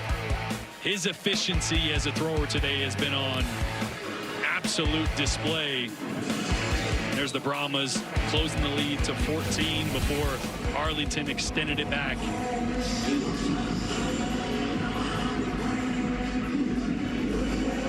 Luis Perez with 280 yards, only 4 incompletions on the day. Off the bounce, this is Sheridan on the return. Last day of the regular season in the UFL, and then come next Sunday, this is a great setup for the postseason. The 4 best teams, USFL Conference, right here on ABC. That conference championship game will be Michigan against Birmingham, and then DC and St. Louis in the evening. And that includes, of course, Jordan Ta'amu, who's thrown for over 2,100 yards. Earlier in the day, we will get a chance to see Bryce Perkins, who's had an outstanding season as a dual threat quarterback for Michigan. Lady, wake up. Corbin struggling to get back to the line of scrimmage. Sam? So I'm here with Jared Garantano again. And Jared, you talked about wanting to get into this when you're done, getting into media and also giving people an insight. So we're going to get a chance to give people an insight into what's going on, not just in the mind of a quarterback, but also what's going on the field as you hear the play. So tell us the play and then walk us through what's happening. Right now we're 2nd and 10. We're going to be in 2-by-2 open, wide short motion. We have a full field progression right now, so he's going to start left to right. Right now, 2nd and 10, we're just trying to find a completion. We're down by 17, so If we can take this quick out outside, if not, he's going to progress on to middle read. Good. Perfect. So that's the quick out. And so now you got 3rd and short, it looks like. What would you, I know we're going to get a call. What would you call right now? 3rd and short, we're expecting man-to-man. All right, let's go. We definitely can't run outside zone. We got to run inside zone if anything. I think we're in 4 down territory now, down 17 with 12 minutes left. So what's the call here? It sounded like a... We have inside zone with backside with the tight end stealing opposite. It looks like last time we had this, they played cover 0 to it. It looks like they're about to play cover 0 again. 5-man front. This is going to be tough. We got to get it downhill. 3rd and 1, Corbin. Well, that's going to be close based on that spin. Johnson with the tackle. That should have been a loss of 3 right there, but he's able to pick it up. So say that one more time about Jay Sean. Jay Sean's one of our best players on the team, if not the best player on our team. Oh, this is awesome. We got a double move here. We're going 7-man pass pro with this one. Taking a shot down the field. We're going to basically all game right here out of this 2x2. We've been running our 10-yard shutdown. Right now, he's going to run a pump off of it. Press might not even be on. He's going to throw this up to Jacob Harris, so go beat him. Hold the safety. He's got a lot of time. Incomplete, looking for Harris. Absolute dime of a football. Challenges through a seed of a football, and well, you heard Garantano say right there, what a seed of a football. What does that mean? He planted it right in his hands, and that's one that Jacob Harris has got to come down with. Playing a great game.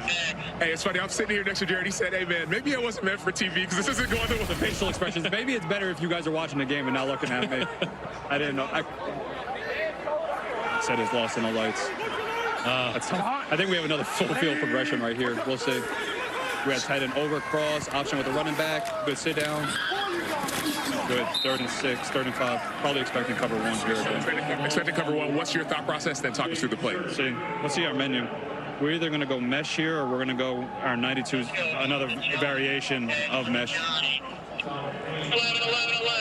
On the Johnny. Sin, bunch right. Sin, bunch left. Gold, 93, X corner, wide shoot. On the Johnny, sin, bunch left. Gold, so we're going another variation of mesh. It's going to be a full field progression with this one. We're going to start with the high to low on the smash concept outside. If not, we have meshes coming into his vision. Who should we be looking at? We should be looking outside in. Right now it's man-to-man. We might have something over the ball. Free play. Free play. Oh, they're going to blow it dead. They're going to say there was some movement. That's going to be against San Antonio. Also arranque, número 17. I have some bias right now towards my team right now. I won't be this bad with the media, I promise. No, this is great. Okay, so now you go from 3rd and 5 or 3rd and 6 to 3rd and 11.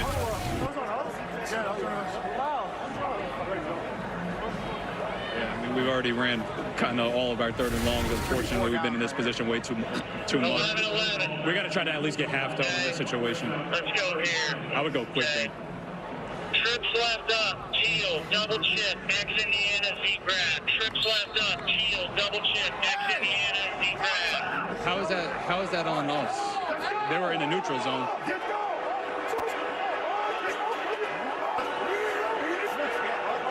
It looks like Coach might have to throw the challenge flag here. They called it on the receiver, guys. It sounds like they called it on the receiver. Yeah, no, we're gonna go dagger here by the top of the screen. 3rd and 11. Kellen Mond looking for anything downfield. Incomplete. 3rd and long. We're going to give that. Team's not very happy.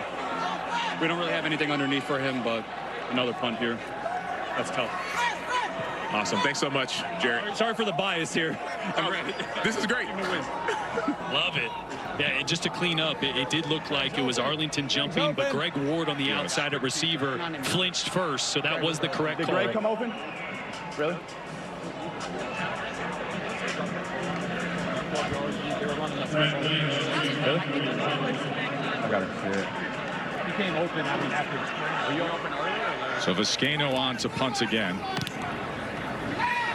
As it's a watermelon wobbler that takes a bounce inside the 25-yard line. And a flag is down back at the 31. Holding kicking team number 46. kicking team number 46. Okay, holding kicking team number 46. We're going to tack that on to the end of the play.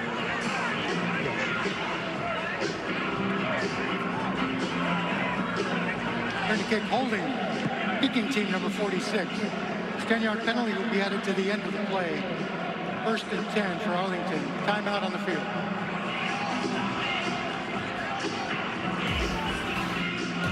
.917 remaining in the final week of the regular season for these two teams. 17-point lead for Arlington.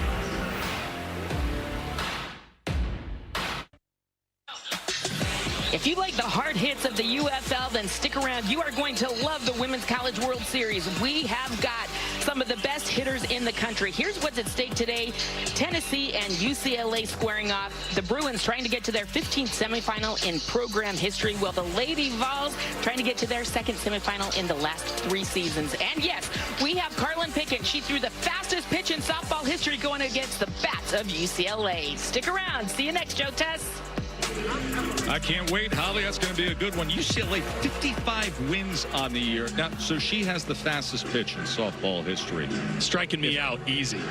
I mean, I got no shot. I know you were hyping yourself up and touting yourself as a bowler. That fastball riser. As softball, no shot. And the distance and the speed and the heat, you're acknowledging you have no shot. Yes. And I acknowledge you're an amazing athlete. Oh, yeah. You're a natural-born winner. But I'm getting struck out by 3, swinging real quick. Yeah. I'll look at the first one and be like, oh. Ball smoke is coming out of the catcher's mitt, and you're just swinging. Yeah.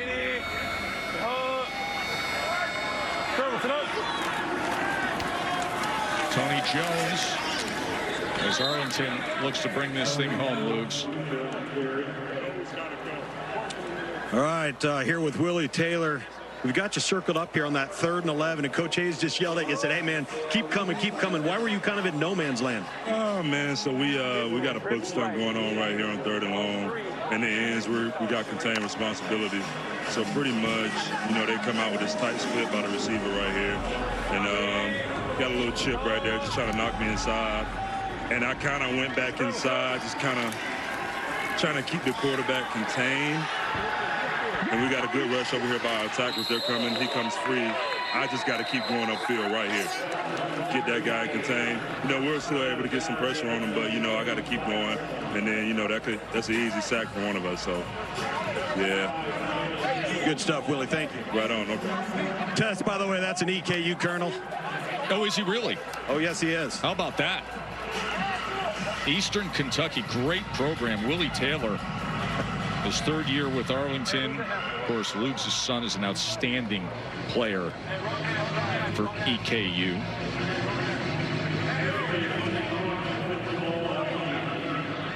Hey, Zay. Hey, Zay, come here. Hey, come here. We're going 7, triple right tight, 51, X swirl, F hammer, a little bit pump. Okay, ready? Watch it. Gotta go, let's go. So after the penalty, it's a 2nd and 17.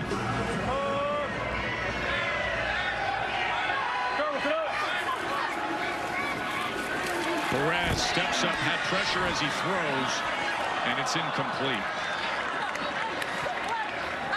Yeah, you heard the pump in the play call there, just trying to get a little double move on the safety right here. Luis trying to hang on and wait for it, just steps up into some trouble. That ball comes out a little funky because of the contact. Trying to find Isaiah Winstead downfield. Another big hit on Luis Perez. Dropping out.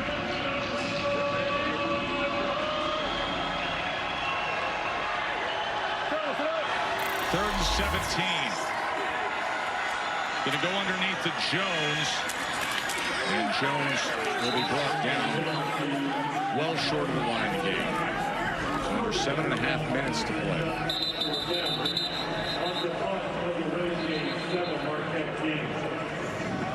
Got a flag down. Flag is down at the end of the play.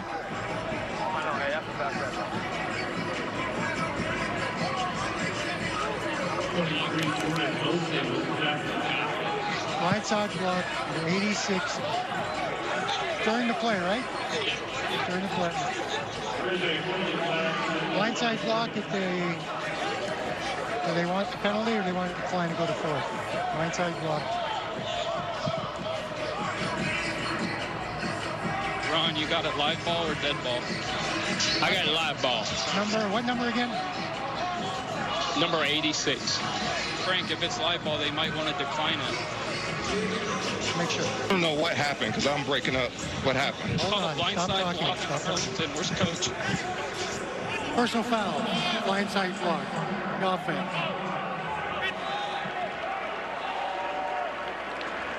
You want to decline?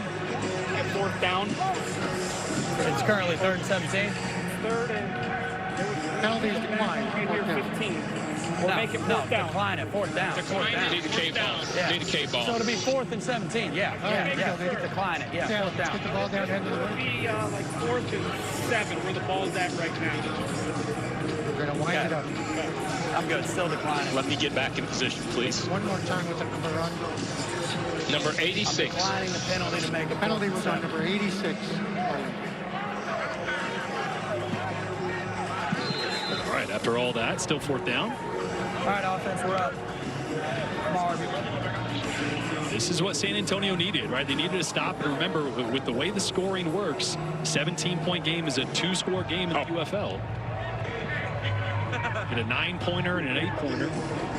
Or a 9-9 and you could win it. Oh, yeah. You can always go for 3 after a touchdown. That, don't you? Oh, yeah. You're never really out of it in the UFL. Marquette King just smashed this thing all the way to the 13.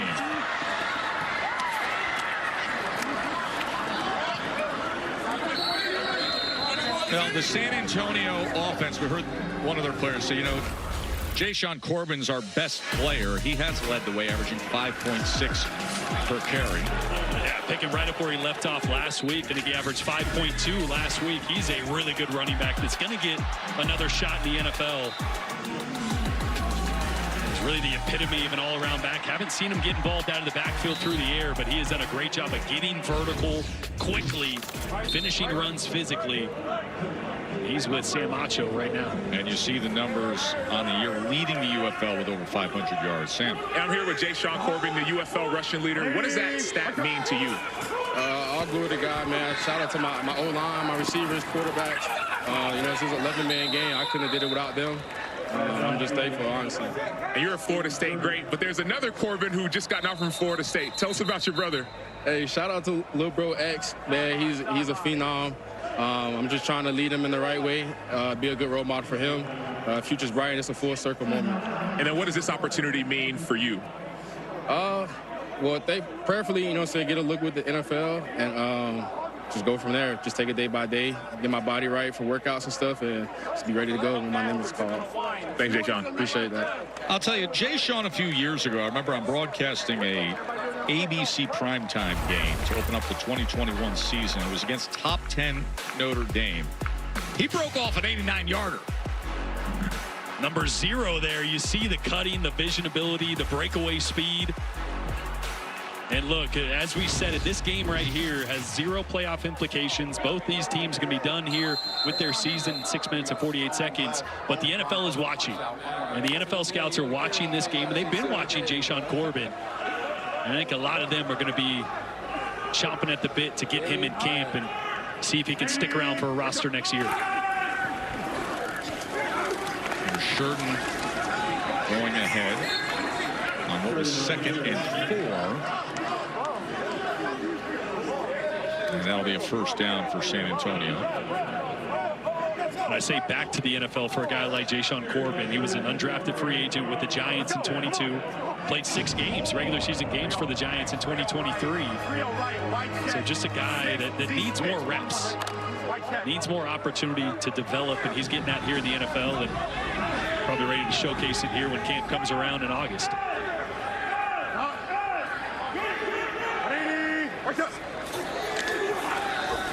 A lot of pressure, and being brought down was Mon by Caleb Johnson. Good defensive player in the middle of that defense for Arlington.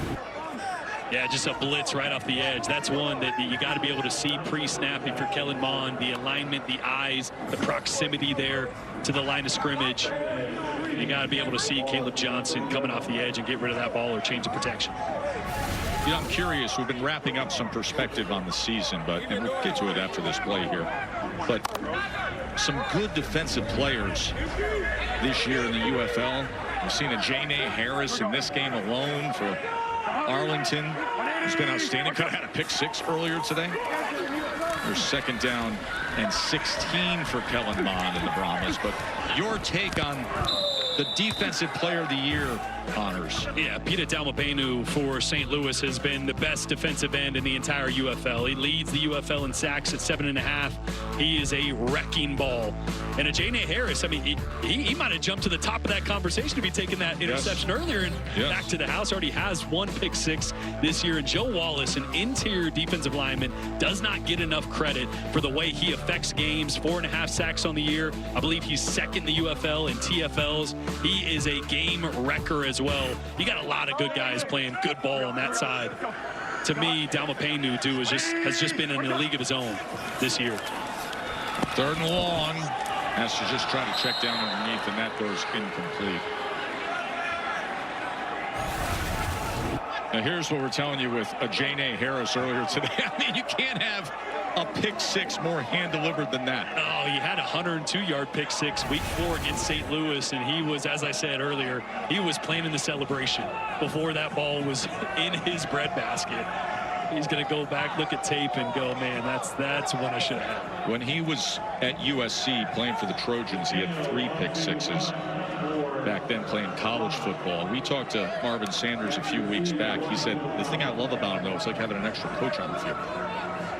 Yeah, he's so smart, right? And they can play him at a number of different positions on the back end, move him around, match him up, blitz him. Oh! The short punt, massive hit, and the flag comes in. Remember, Biscayno is the punter now. He's the place kicker, so the return man is lining up, assuming it's the normal punter. But that thing hung up there short, and thus the coverage team, Joe Powell, leading the way straight down there as Powell got blown up by Jackson. That is correct. He did not signal. So the hit is, from a timing perspective, is legal, but it is a personal foul because he's a defenseless player. Let's go personal foul, hit to the head neck area of a defenseless player. Saying Joe Powell was defenseless. What was that number? 20. Personal foul, unnecessary roughness for 20 of the kicking team. High hit to the head neck area of a defenseless player. 15 yards will be added to the end of the play with an automatic first down. Yeah, this is such a hard play for Story Jackson. And just listen to this one.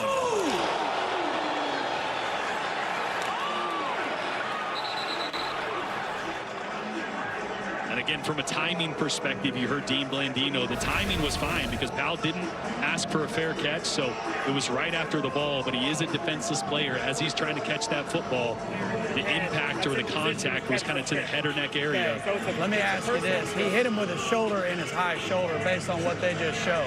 I'm asking, like, your expert opinion. Can I challenge what Dean's ruling is? Like, yes, will he look at it honest? He took off catch interference, but he put on a personal foul.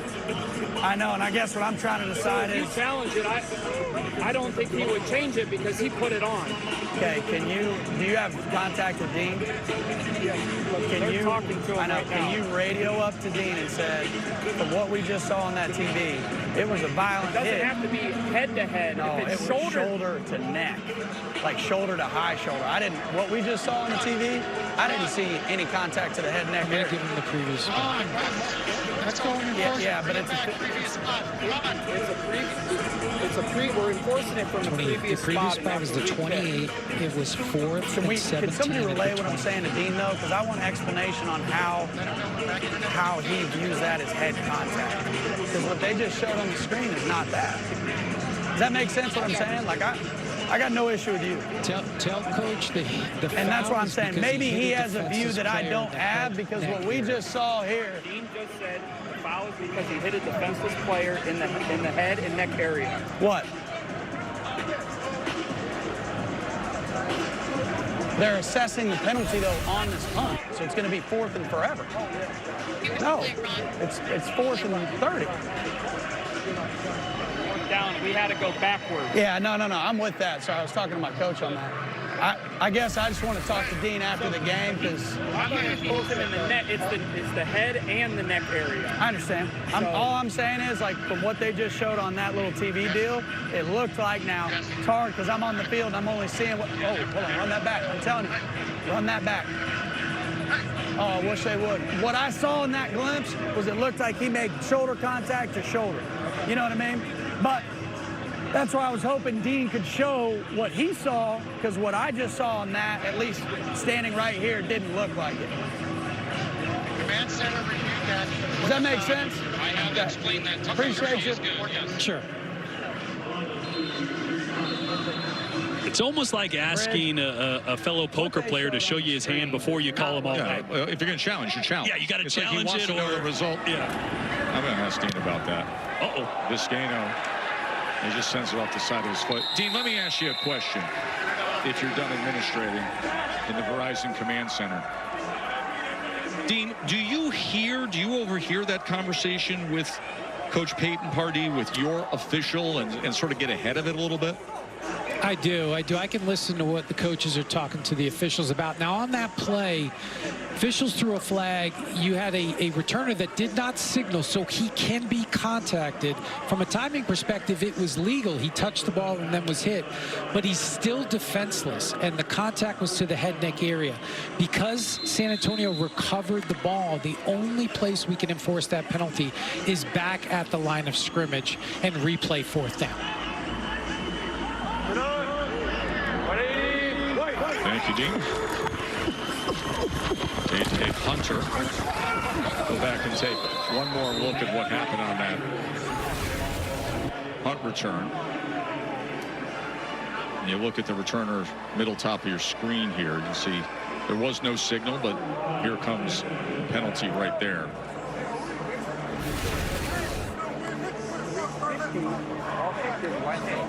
Convert it to one of his pressure.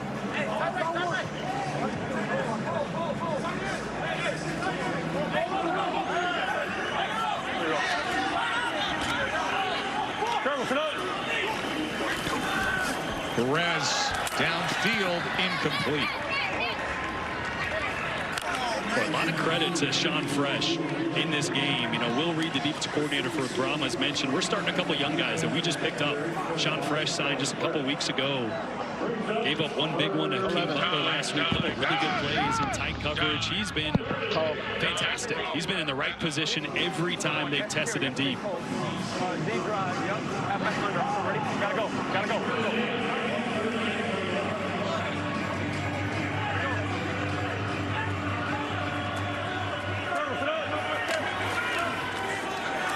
Perez taking another shot. This time he earns the flag as he was looking for Deontay Burnett. Holding defense. 21. Holding. Number 21 in the defense. 5-yard penalty, automatic, first down.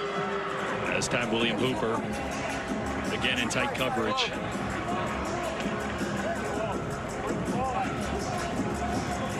Peyton Pardee still with that challenge in his pocket. He's getting a look at the replay here in the stadium. I'm talking. Oh, okay. Yeah, no, you're good. I was holding you to make sure I didn't want the challenge. All right, so we're going. It's interesting there is Peyton Pardee is, you know, the officials overhearing him. You got Dean who can listen to everything, and as we come up on the 2-minute warning, 23-6. This presentation of the UFL will continue after these messages and a word from our ABC stations.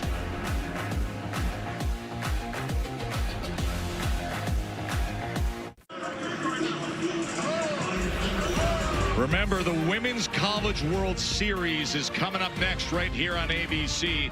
And it is an elimination game between UCLA and Tennessee. Carlin Pickens, one of the best players in the country. 2 times the SEC Pitcher of the Year. That is coming up next right here on ABC. Elimination game in the Women's College World Series.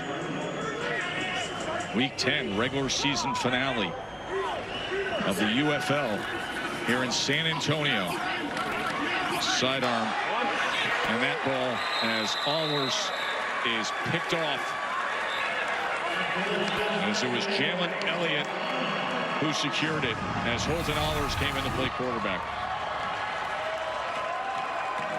Yeah, once again, this little package with Allers here just trying to get on the edge. Ball just a little inside on the RPO. And that, I mean, to Luke's point, this package has been a nightmare tonight. I mean, just nothing going right. It's been disjointed.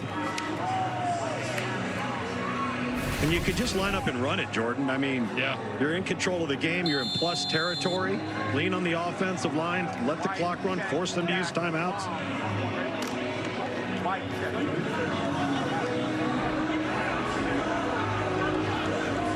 So Kellen Mond and San Antonio back out there.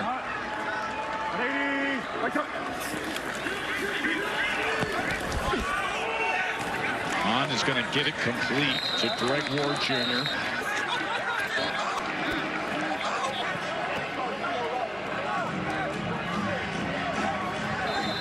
Hey, red check, now call red check.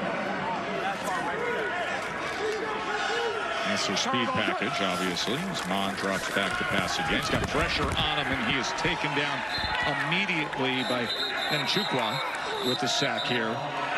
Boy, he's just working on the right side right here, and it is nothing to this. Just does a great job with his hands, swiping, and then getting underneath with a little bit of bend. Let's bring in Aaron Dolan, our betting analyst, to wrap up the day on the gambling side. Aaron? Well, the game's not over, but right now it is trending towards Arlington, of course, winning as well as covering. And that's great for the public, considering 81% of the money was on Arlington to win. Now, as for that total, I did like an over, but it's trending towards the under. Under so far this week will go 3-0, it's looking like, after overs were obviously the trend from week 3. So that's kind of what we're seeing so far from the book. But game is never over until it's actually over. Indeed, great job today, Aaron. You saw that player prop as well for Luis Perez, who went over his yards at 290 yards in a game that was well managed.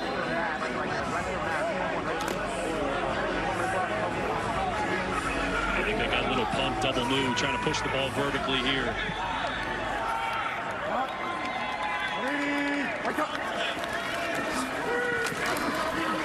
Mond, as he goes underneath to Stevenson. Again, a normal college or NFL game, this is over, right? It's a 3-score game. We're still in a 2-score game situation. Remember, with the UFL, instead of an onside kick, you can go for it on 4th and 12 to retain possession. So need some urgency here, but it's not over for the Brahmas if they can put together a drive. And Sheridan on 3rd and 9 spins ahead. That'll be 4th down from there. Yeah, you need to do it here. You need to get a big chunk play and a score very quickly. But this is the ball game here on 4th down. John Trey, tell Gordon he's got a corner. Be quiet about it. You got John Trey possibly. 4th down. 4th down, Kellen Mond. Incomplete as he went downfield looking for his tight end, Thomas Gordon.